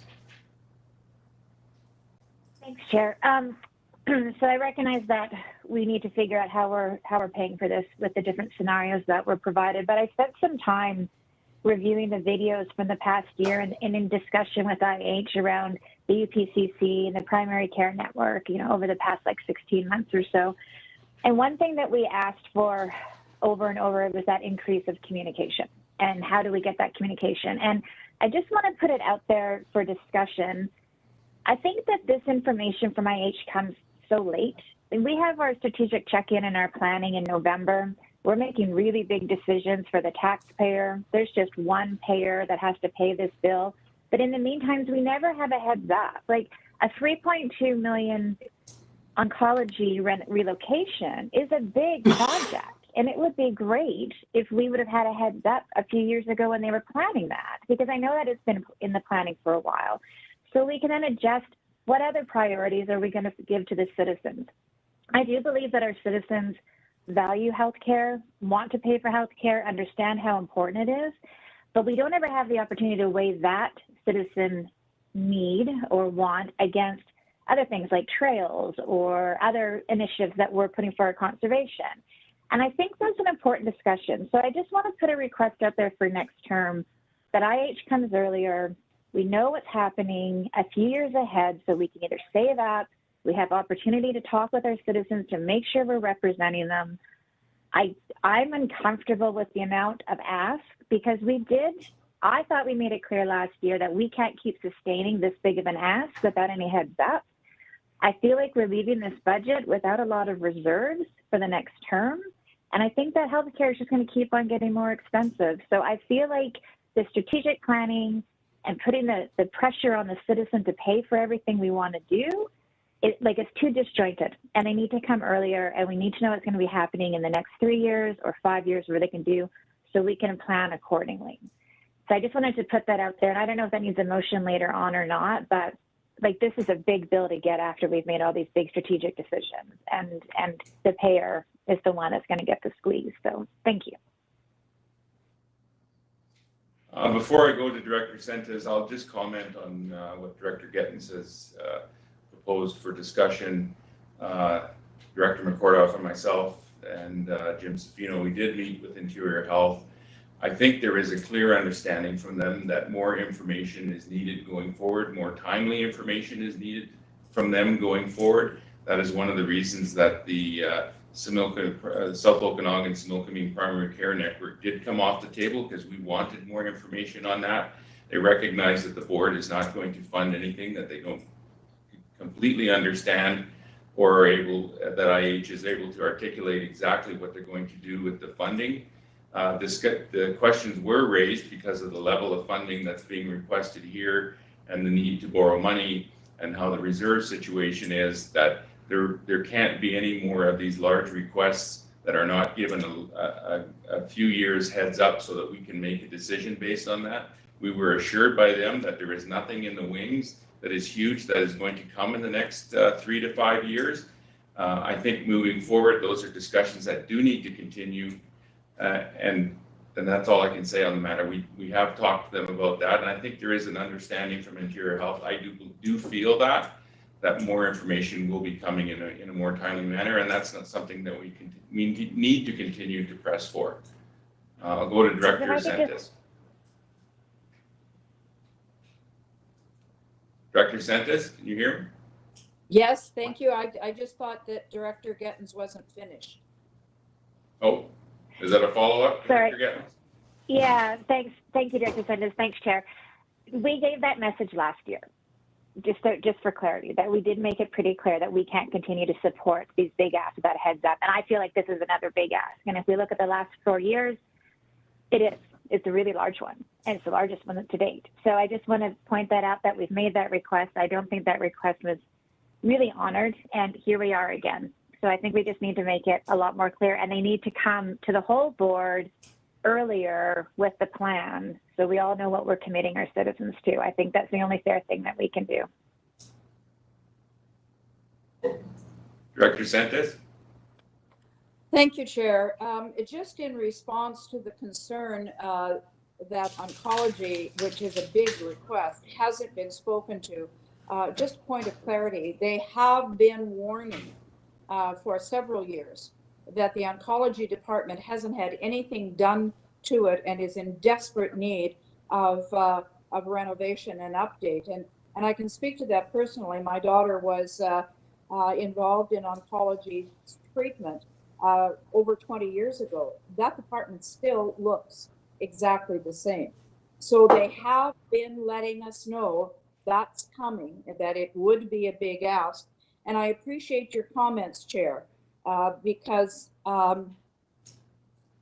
it's been difficult to get through to them that we want to be more involved. We want to hear sooner. So I appreciate Director Getton's comments. But I also think that, Chair, you are making the point, you are reinforcing the point, and I thank you for that. But I certainly want to speak in support of oncology. It is desperately, desperately needed. So thank you. Thank you, Director Sentes. Director Holmes? Yeah, thank you. So we have our 5-year financial plan here. And I'm just, I guess, wondering, what is it based on? Does Interior Health have their own 5-year capital plan? And the two are worked in tandem? I mean, they should overlap, I guess, in a way, right? And so our 5-year plan done in concert with Interior Health's 5-year plan? Do they have a plan, and are we see it? And you know, and we did hear from the Interior Health presentation last time about the cost escalations we can expect moving forward. And I don't know if are those represented in our 5-year plan, and you know, just how accurate or how confident are we that this 5-year plan is accurate? I don't know who can answer that. Is there anybody here? Yeah. I'm not sure I can provide you with an answer, Director Holmes. Maybe the CAO, or if Jim Safino or John Cote is on the line, they may be able to speak to that. I do believe there is, as you suggest, a bit of a disconnect between Interior Health and what they're planning for the next 5 years and what we're willing to fund. We do have some limitations, and that was the discussion, just to go back to what I said earlier, that anything above and beyond the annual, the typical annual request is not going to be able to be funded, because the reserves are just not at a point where we're able to do that. And I think that's part of the start of, and part of the discussion moving forward, that we need more collaboration, and we need to know what's coming down the road. CAO? I'll refer back to a couple of questions that have come up, Mr. Chair. Sure. So we're on a calendar year, and obviously the province is on a fiscal year, so different budget years there. We typically on the hospital, and Director Monteith had a question as to whether we're out for consultation. We don't have a reading on the bylaw yet, so no, we're not out on hospital consultation. We need the board's first reading on that before that could happen. But there's no legislative requirement to consult on the hospital budget anyway. They're a separate entity from the regional district. But typically we'll use a 3-year moving average in our budget, just because we do get the submission from Interior Health so late. So the ongoing project of the patient care tower, we're going to be paying for a while. That debt is going to be carried in the budget. But then we also, in the past, have been budgeting around $3 million a year. That's an upward trend line, as somebody mentioned. But we have been using the $3 million to budget on until we get the IH capital request. I'm assuming that every health authority throughout the province submits a capital list to health, and those requests work their way up through their prioritization. I know there were many, many years where we weren't getting anything. That 60% of capital projects was going elsewhere around the province. And finally, with the patient care tower, we moved forward on that project, and now they're offering to put their 60% into some additional projects that would benefit the region. So then they come and ask us if we're willing to put our 40% in. The budget bylaw is a mechanism that the board uses to determine which capital projects they're going to approve and pay for in that next year. So our budget that's before you for first and second reading includes that $4.5 million that Interior Health requested. What we're saying to you is that in scenario one, you can afford that with very little material change in taxes. It's not material. If we borrow the amount for the oncology center. So we can fund all of the projects, but we would have to borrow for that financing of the PRH oncology department without doing any sort of really a tax increase. So that was that all of the questions, Mr. Chair? I think that will help with the discussion. Thank you, CEO. I'll go to Director Robinson. Thank you. I was just going to ask for Bill or staff to go through that, because I'm looking at scenario one. We still have to pay for the cost of borrowing that money. And I'm wondering how that's going to affect our budget if we in fact agree to that this year. That wouldn't evidence itself until the next budget year, Mr. Chair. Okay, so if I can follow up then, there would be no substantial tax increase this year, and the cost of the borrowing would start next year. And according to IH, there's no other large requests coming in the next 4 or 5 years. And so that cost could be absorbed at least for the next 4 or 5 years while we start paying off that debt, if I understand that correctly. So it certainly wouldn't be this year. We don't borrow until it's required. So when IH sends us a bill, we have to be able to pay. So if the oncology department is a 3-year project, which I believe it is, Mr. Cote would know better. But we would borrow the money when required, and we wouldn't lock it in long term until we were sure that we had an accurate estimate of what we required. So definitely not this year. Maybe next year, depending on when they do this project, and it would probably be over a number of years that it would escalate to the final amount.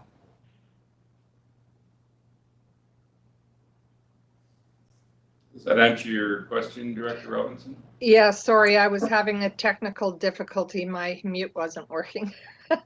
That's probably telling me I've said enough. Thank you. Thank you. Director Gettins. Thanks to the chair. I just wanted to echo Director Santos that the oncology unit is in desperate need of an upgrade, and it's an important part of any hospital. I am curious though to hear about, what do we do when IH says, with Director Santos saying that they gave us warnings and they've given us warnings. What could we have done a few years ago then to I don't know. I just feel like we just need a little bit more of the strategy. So I'm going to drop that second comment. But I am going to say that I am in favor of this, and I know we need to move forward with it. I would just like to see the planning and the strategy come together a little bit better. Thanks.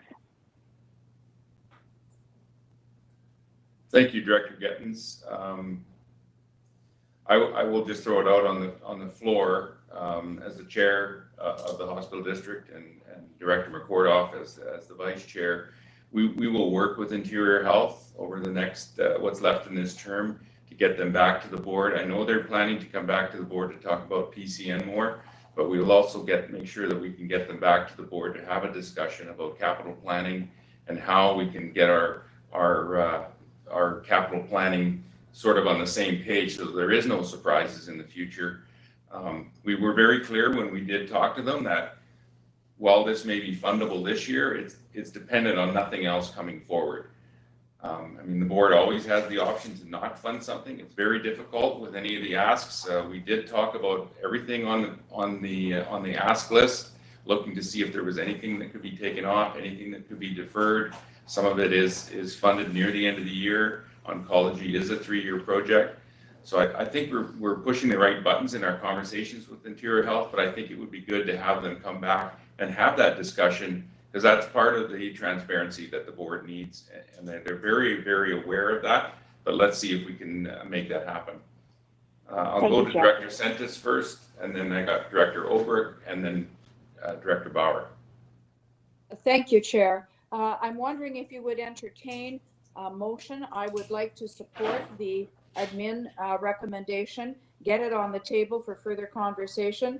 This is just based on scenario 1 to be read a first and second time. So it does still give opportunity for the continuance. And again, I'm going to just underscore your comments. I think they're very positive.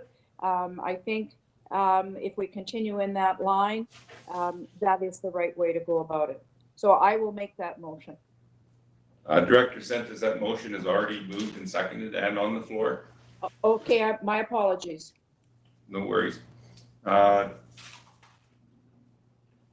Yes, thank you to the chair. And first, thank you to the chair for the discussions you plan to have. I think those are real important.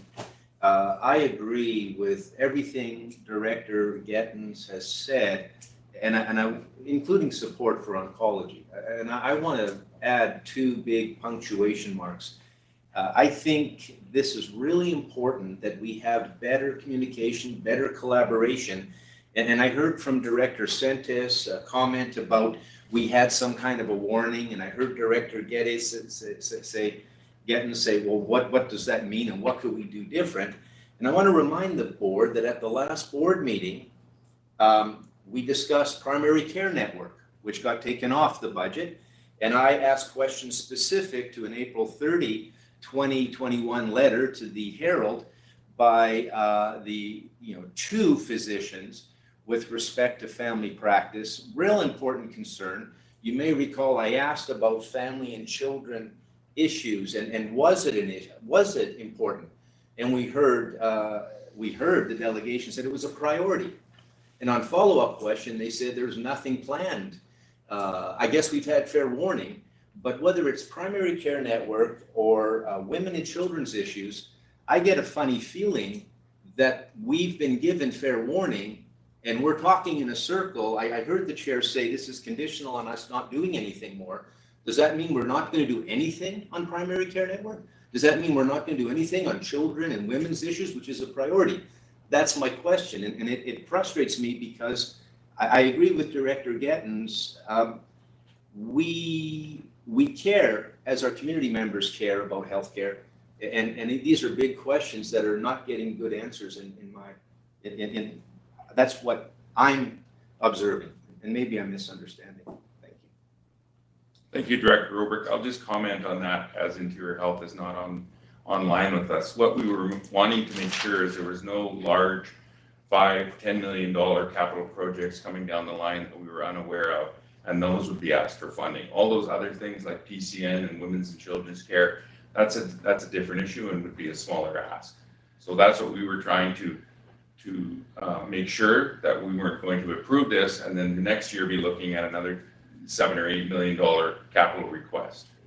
So a follow-up comment. So if we get a $3 million, $4 million item on primary care network, none of us can say that we didn't get good communication or collaboration. We were given fair warning. I'm not quite sure what you're asking, Director Oberg. Upon your clarification that those are smaller asks, and they will be coming. I don't know that there'll be smaller asks at all. And so when they do come, as you're suggesting they will come, then whatever they are, we can't say we're surprised because we know they're coming. And that's different from the things we don't know, which they've told us there will be none. My only comment on that is, like I said, we've asked about major, large capital projects. Smaller capital projects in 1 or 2 million or 3 million, I can't say that those would not come up. Interior Health did not carte blanche say absolutely nothing above the normal ask of $3 million. But at the end of the day, that's why we have a board. And the board has the ability to make a decision whether they're going to fund it or not fund it, and what they're going to fund in the Interior Health ask. And there's always more things needed than we have money for. And I guess that's the only certainty I can provide now, is that there is no large I'm capital not asking the project chair to coming. provide certainty, and my apologies if that was misunderstood. I'm just raising the thought for consideration. And I agree with you, we have a board, and I agree, and we have a chair, and I've already thanked the chair for the good work you're going to do to bring better discussion and better information back to this board.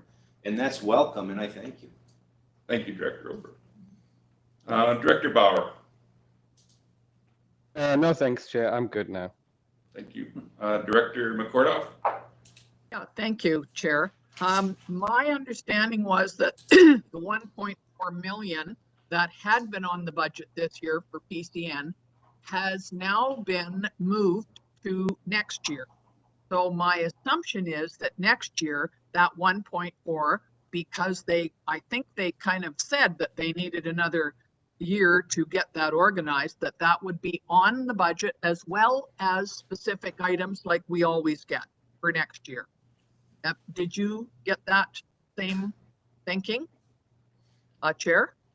Yeah, I think that's one of these smaller items that could end up on the budget. I also understood that IH was going to be returning to us in May this year to have further discussion on that, because that is an item that has some discrepancy associated with it, so to speak, where the board can really understand what IH is proposing and what they're going to provide in Princeton and Carameus and Oliver, for example, were the three communities that were discussed there. You know, like for me as a chair, and this is the first time I've been chair of the hospital district, it's very difficult to look at what IH is asking for and say, well, do you really need an elevator? Do you really need to upgrade your technical systems? You know, do you really need this equipment? It's very difficult to say. We have to, on some level, have to believe what they're asking for is the highest priority needs that they have. Some things are more discretional than others.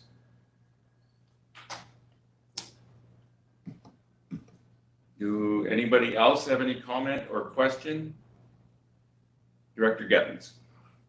Yeah, last comment from me on this issue. I hear what you're saying about it's hard, you know, to question what they need. And I also think it's important to recognize that we are only paying 40%. And what CAO said is they are investing in our region because we do have this beautiful tower that's modern, and it makes sense to keep investing and growing that. So I don't want it to come across, I don't think any of us are begrudging the money that's coming from the province to invest in our region. It would just be, it's just the communication and being able to plan and balance those priorities. It is a priority for our region.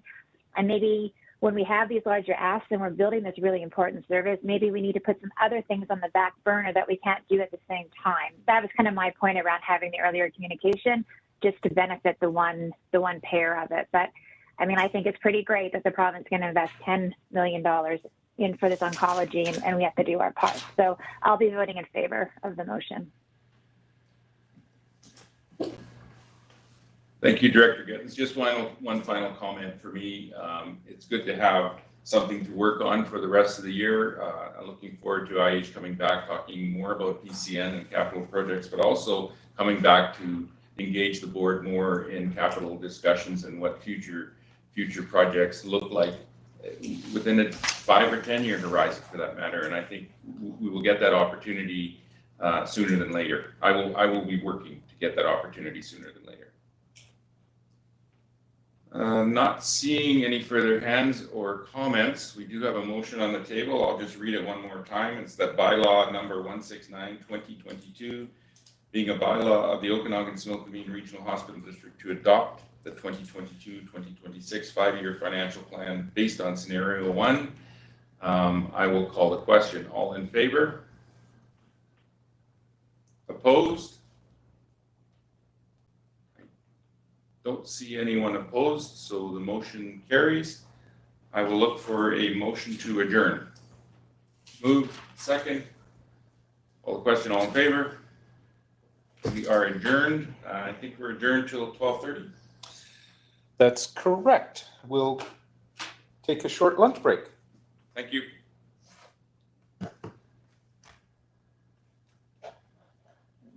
Mute.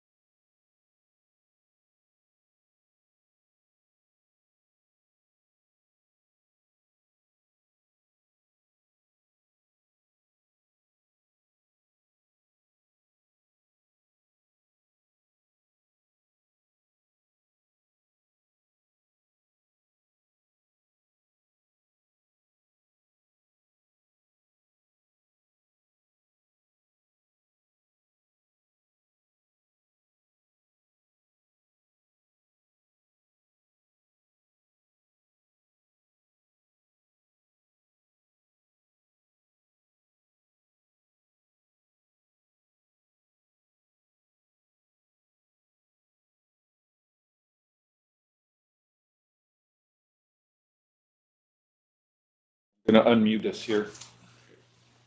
I think we do have enough board members here to have a quorum. So I will call the regular board meeting of the Regional District Okanagan-Smilkameen to order, and looking for, well, any motions or anything to be removed from the consent agenda is my first question. Anything to be removed from either of the consent agendas? Seeing none there, then a motion to approve the agenda. Thank you. Moved and seconded. All those in favor? Thank you. Opposed? Motion carries. That brings us to the consent agenda, corporate issues. Motion to adopt or approve the consent. Thank you. It's moved and seconded. All those in favor? Thank you. Opposed? Motion carries. Consent agenda, development services. A mover, thank you. Seconder, thanks. All those in favor? Thank you. Opposed? Motion carries again. Down to development services. My pages are stuck together here. CAO, first item. Thanks, Mr. Chair. So this is a development variance application for an indoor cannabis research nursery. It's just out by Gallagher Lake, in between Gallagher Lake and Oliver along Highway 97.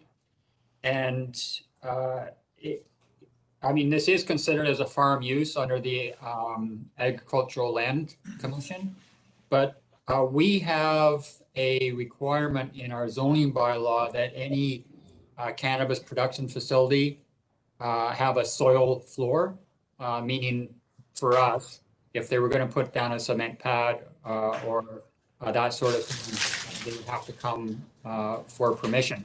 This is a small modular building that the owner wants to put up in order to do some research on various medical cannabis products.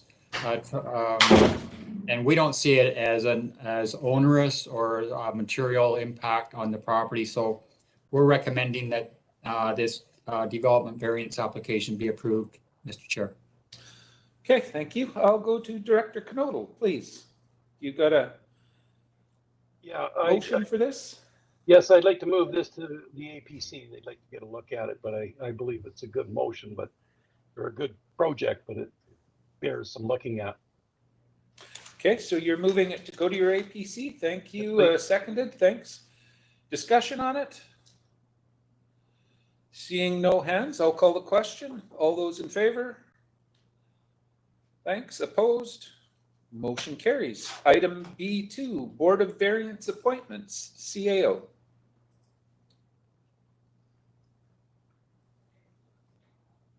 Oh, I think we're muted. The terms for our 3 members on the Board of Variance have expired, Mr. Chair, and we do have 1 vacancy on the board right now too. So we canvass for nominations. We're recommending that Dave Corbeil, Margaret Shadsey, and Jim Dinwoody be appointed to the board for a 3-year term. And then 2 of those are returning members, Dave Corbeil and Margaret Shadsey, and then Jim Dinwoody is a new appointment. We did have a long-standing member on the Board of Variance, Tim Forty, who passed away in 2021, and we've had a vacancy on the Board of Variance since that time. And we're also recommending that the board recognize Mr. Forty by forwarding his family an expression of appreciation from the regional district. Mr. Forty worked for the Ministry of Environment for many, many years. He was a recognized expert on water and wastewater, had big impact on some of the policies that we have in the Okanagan. And then following his retirement from MOE, he worked for with the Area E Advisory Planning Commission for years, and then most recently on our Board of Variance. So we thought it would be nice to just recognize him for his service, Mr. Chair. Okay, thank you for that. Director Kazakovich, you have a hand up? Yes, I'd like to move the administrative recommendation. Okay, moved and seconded. Thank you. Any discussion on this? Seeing no more hands, or is that a leftover, Director? Oh, it's leftover. We'll call the question. This is a corporate vote, I believe. All those in favor? Great, thank you. Or anybody opposed? Motion carries.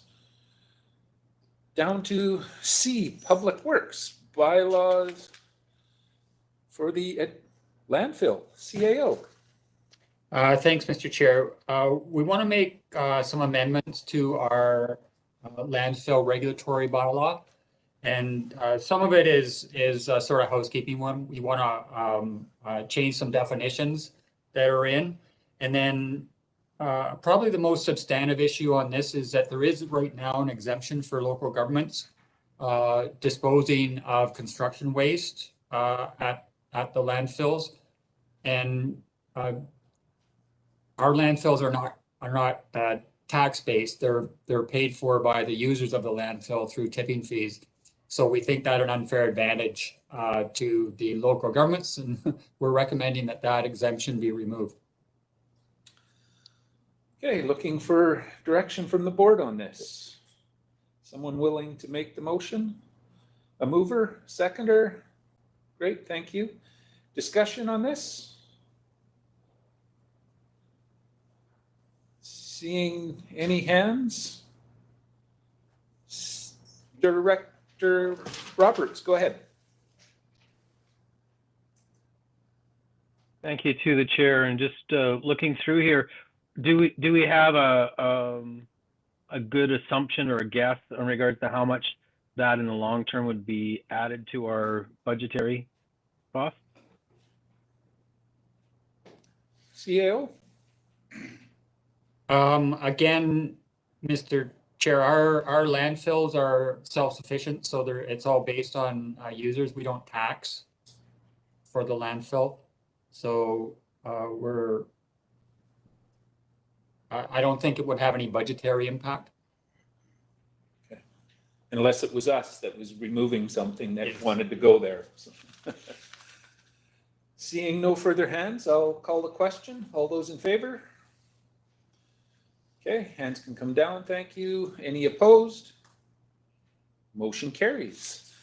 That brings us to finance. Item D1, early budget approval, and CAO, please. So we're sitting at first reading on the 2022-2026 financial plan for the regional district, and Mr. Spino's out for consultation. We'll be bringing that back on February 17th with a list of amendments that he's picked up during his consultation period. We had initially at first reading, we had given early approval to commence on certain projects that were in the budget that were time sensitive. We've had a couple more that have come up that need to be done that we think would benefit the RDOS if we were to go out on them now.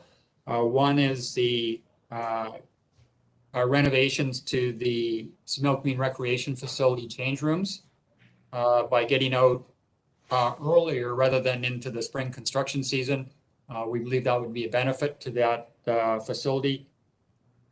And the other is we have two electric vehicles for the parks in the budget for 2022. These are sort of utility vehicles like the golf cart type things. And they have a significant order period. So in order for us to get those by the time that the parks require them this summer, we think we need to get the purchase orders in early. So we're recommending that those two be approved for early purchase, Mr. Chair. Okay, I'll go to Director Roberts. You moving it? I would like to move that, yep. Okay, I moved, seconding it, thank you. Any discussion on this? Director Monteith, I see a hand from you, please go ahead. Or were you just seconding it? To the chair, just seconding. Okay, thank you. Any further discussion? Seeing no hands, again, this is corporate vote. All those in favor? Great, thank you. Any opposed? Motion carries. Legislative Services, appointment of election officers, getting to be that time of year. CAO. Yeah, so as are all local governments in British Columbia proceeding, Mr. Chair, we are getting ready for the October 15th election. And our first step on this is to appoint our election officers. We're recommending that Christy Malden be appointed as the chief election officer and that Jillian Cram be appointed as the deputy. Okay, direction from the board. I assume Director Gettins is moving it. Seconded. Thank you, Director Sentes. Any discussion? Seeing no hands. Again, corporate vote. All those in favor? Great, thank you. Any opposed? Motion carries. Through most of the agenda here, CAO reports.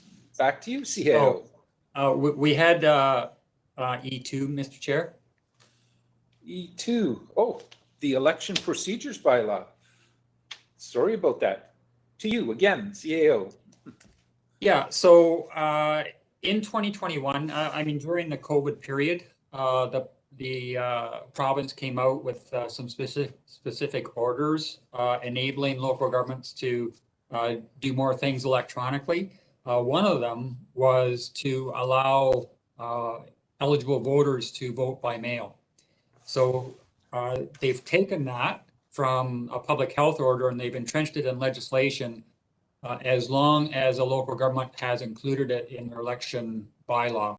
So we're recommending that the board amend the election bylaw to allow eligible electors to vote by mail in the 2022 election, Mr. Chair. Okay, thank you. Direction from the board on this? Director Roberts, you're moving it? Thank you. Seconder? Thank you. Discussion? Oh, I thought there would maybe be some on this, but it looks like nobody has any objections or anything, so call the question. All those in favor? Thank you. Opposed? Motion carries. Now to the CAO reports. CAO.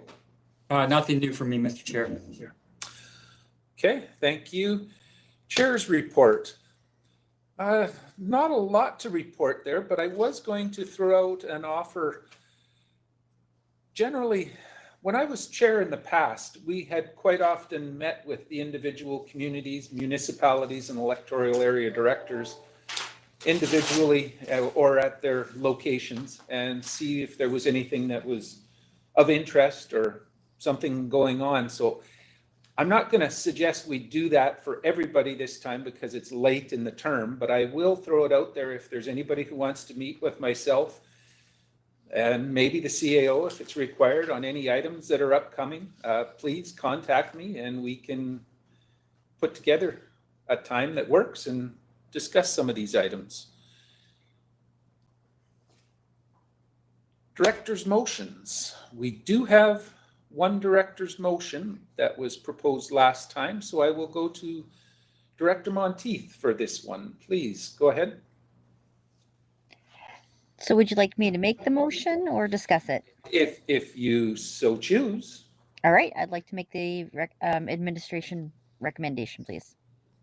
Okay, and that is to review the community grant and aid policy. So moved. Is there a seconder for that?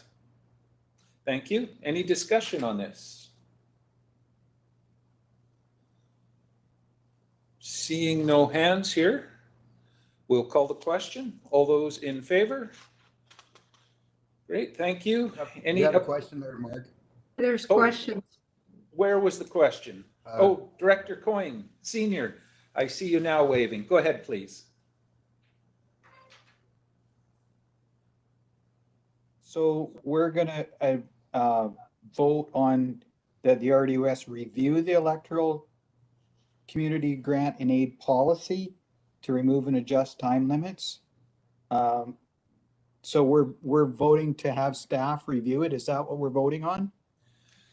It's to review that's what the motion says, I guess, to come back with an opinion as to whether that's something we want to do or options. Okay. Okay. Again, I'll call the question. All those in favor? Thank you. Any opposed? Motion carries. Are there any other director's motions? I will go to Director Johansson, please. Yeah, thank you, Chair. I've got a notice of motion I'd like to bring to the board, and I'd also be asking to move it to the board for a vote today.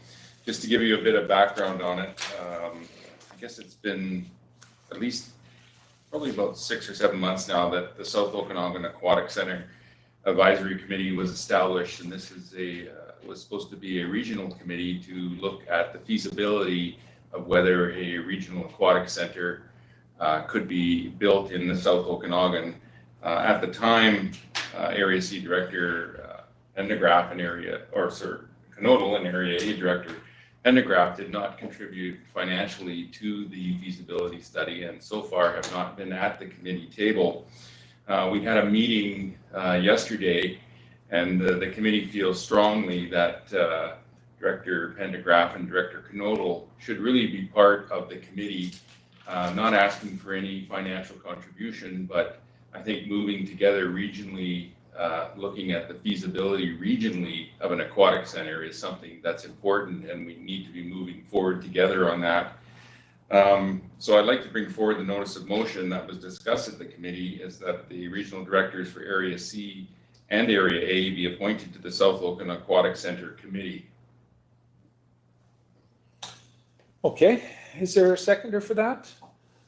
Director Knodel seconding, thank you. Any discussion on this? Well, I guess we also, that's the notice of motion, and you want to make the motion then to? I want to make the motion to bring it to the board meeting to deal with as of today? Yes. Okay, he's moving that. A seconder for that? Thank you. Any discussion on it? Seeing none. Oh, Director McCordoff, you have your hand up. Go ahead, please. Sure, thank you very much. This is kind of an important committee that we've been dealing with for the last 6 or 7 months. It is, at this point, it is made up of members of Town of Oliver, Town of Osoyoos, and the Osoyoos Indian Band. And we've done quite a lot of looking at options of where could an aquatic center be based in the South Okanagan. How can we look at informing people about what we're thinking about? And to be fair, we've dealt with this on a monthly basis for quite some time, and we felt that it was important to have Area C and Area A be involved because many of their residents answered our call that we had, and we had and so we do have all that information. So that was kind of why, and I'm glad Director Johansson has brought that forward today, and I totally support it. Thanks. Okay, thank you. Director Kazakovich, I see a hand.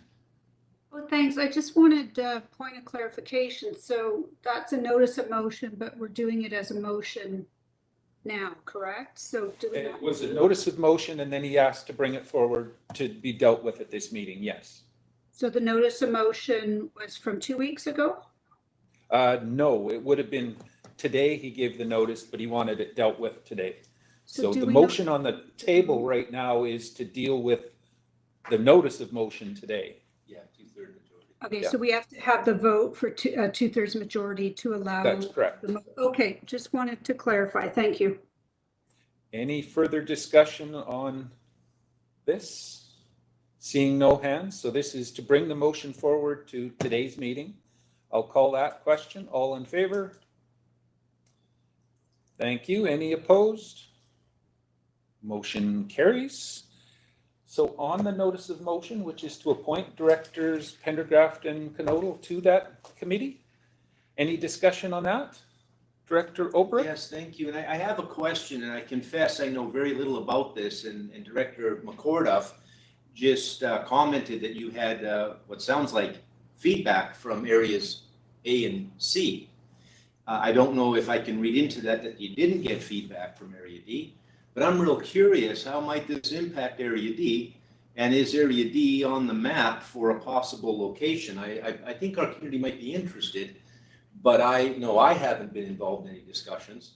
And so I'm curious, the question is, what about Area D? Somebody want to make a go of that? Director McCordoff, go ahead, please. Thank you. To be clear, Director Obrecht, this was an Oliver Asuyas and Asuyas Indian Band group that was put together. It is now, and it was the rural Oliver and rural Asuyas have been now invited to the table because they chose not to at the beginning. So it does not involve any other areas, any of the other areas, because the rest of you, or several of you, have the Penticton pools much closer than what we would probably end up suggesting down this way. So that was why none of the other areas were included. Okay. Seeing Director Holmes has a hand up, go ahead, please. Yeah, so I guess my question is, does yourself and Director Knodel want to be at the table? Because if you don't, what's the point? For myself, I will say I would have spoke up if I wasn't ready to go to the table, but I'll let Director Knodel answer. He had his hand up there as well. Go ahead, Director Knodel. Thank you. Yeah, we're interested in hearing what the proposals are. The objection at the start was not to encumber our taxpayers, and that's been dealt with as the study's been paid for. It's now to open into the discussions and see if this is a viable plan. But the fear was encumbering our taxpayers at the beginning. So yeah, we do want to be at the table to hear what's available and what can be done. Thank you. Thank you for that. Anything further? Seeing no hands, I'll call the question. All those in favor? Thank you. Any opposed? Motion carries. Any other director's motions for the day? Seeing no hands. Am I missing anybody? Nothing there. We'll go to G3, which is board members' verbal updates. Does anybody have any updates? I'll go to Director Roberts. Please go ahead.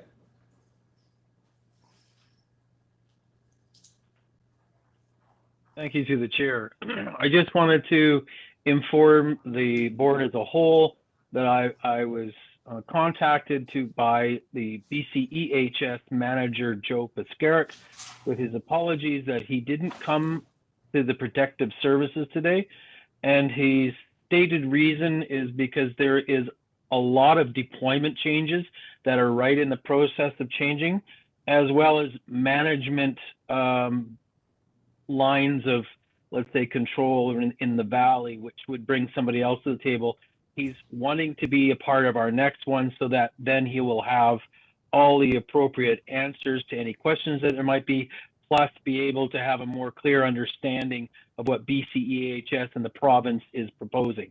So I just wanted to make sure that everybody was informed that that was his reason for not coming until he had more conclusive, not only ideas, but direction from the service.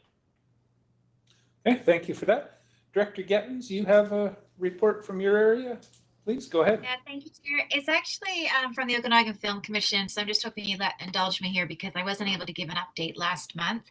I had a quick chat with, thank you.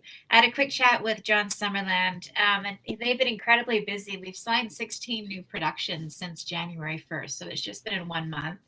There's a TV show that'd be 10 episodes, so it's $2.5 million per episode. That's really, really close to signing, and I just can't give any names away yet, but as soon as I can, I will update you on that. And there's also a major film, and it's very close to committing to one of our cities here if they can get access to a certain building. So it's pretty exciting times, which is why we haven't had the meeting that we were supposed to have with the Okanagan Falls or Okanagan Film Commission. I'm going to forward an email. There's a grant provided to the Film Commission, and it's a free course. As long as you're over 16, you can learn how to get a job in the film industry. And then you take an exam, which will entitle you to join the BC Film Union, which will increase your chances of getting employed. But it's coming up quick. So I'd like to just forward it to the board. And maybe if you don't mind sharing it, I think it would be interesting as an online course. And then on the July 23rd to the 25th, they are partnering with PIB and ONA, and they're doing an Okanagan Film Fundamentals in Penticton.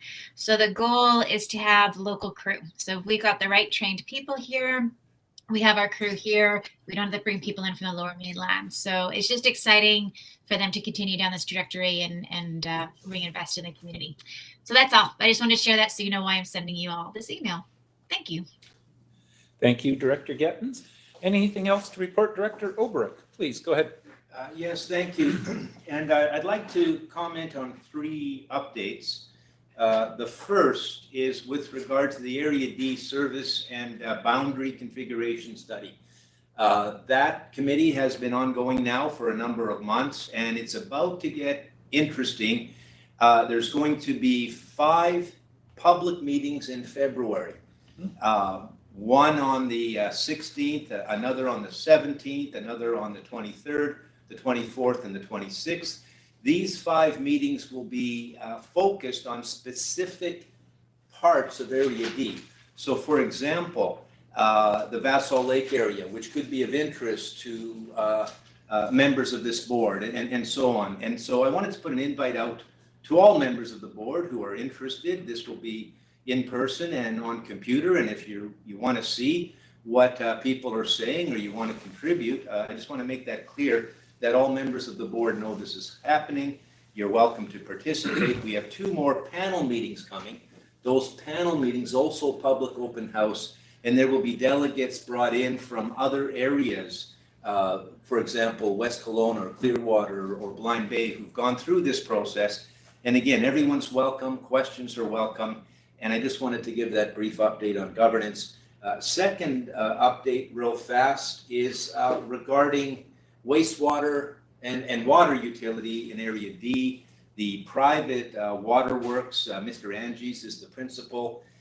We've got real serious problems with the wastewater treatment plant. Earlier today, I mentioned it has not been in compliance for over, 20 years now. The original developer, Ricard, was not in compliance. Milanovic did the work. Milanovic's group was the second, and Mr. Angies is the third. Ministry of Environment have been involved with enforcement action for a few years now.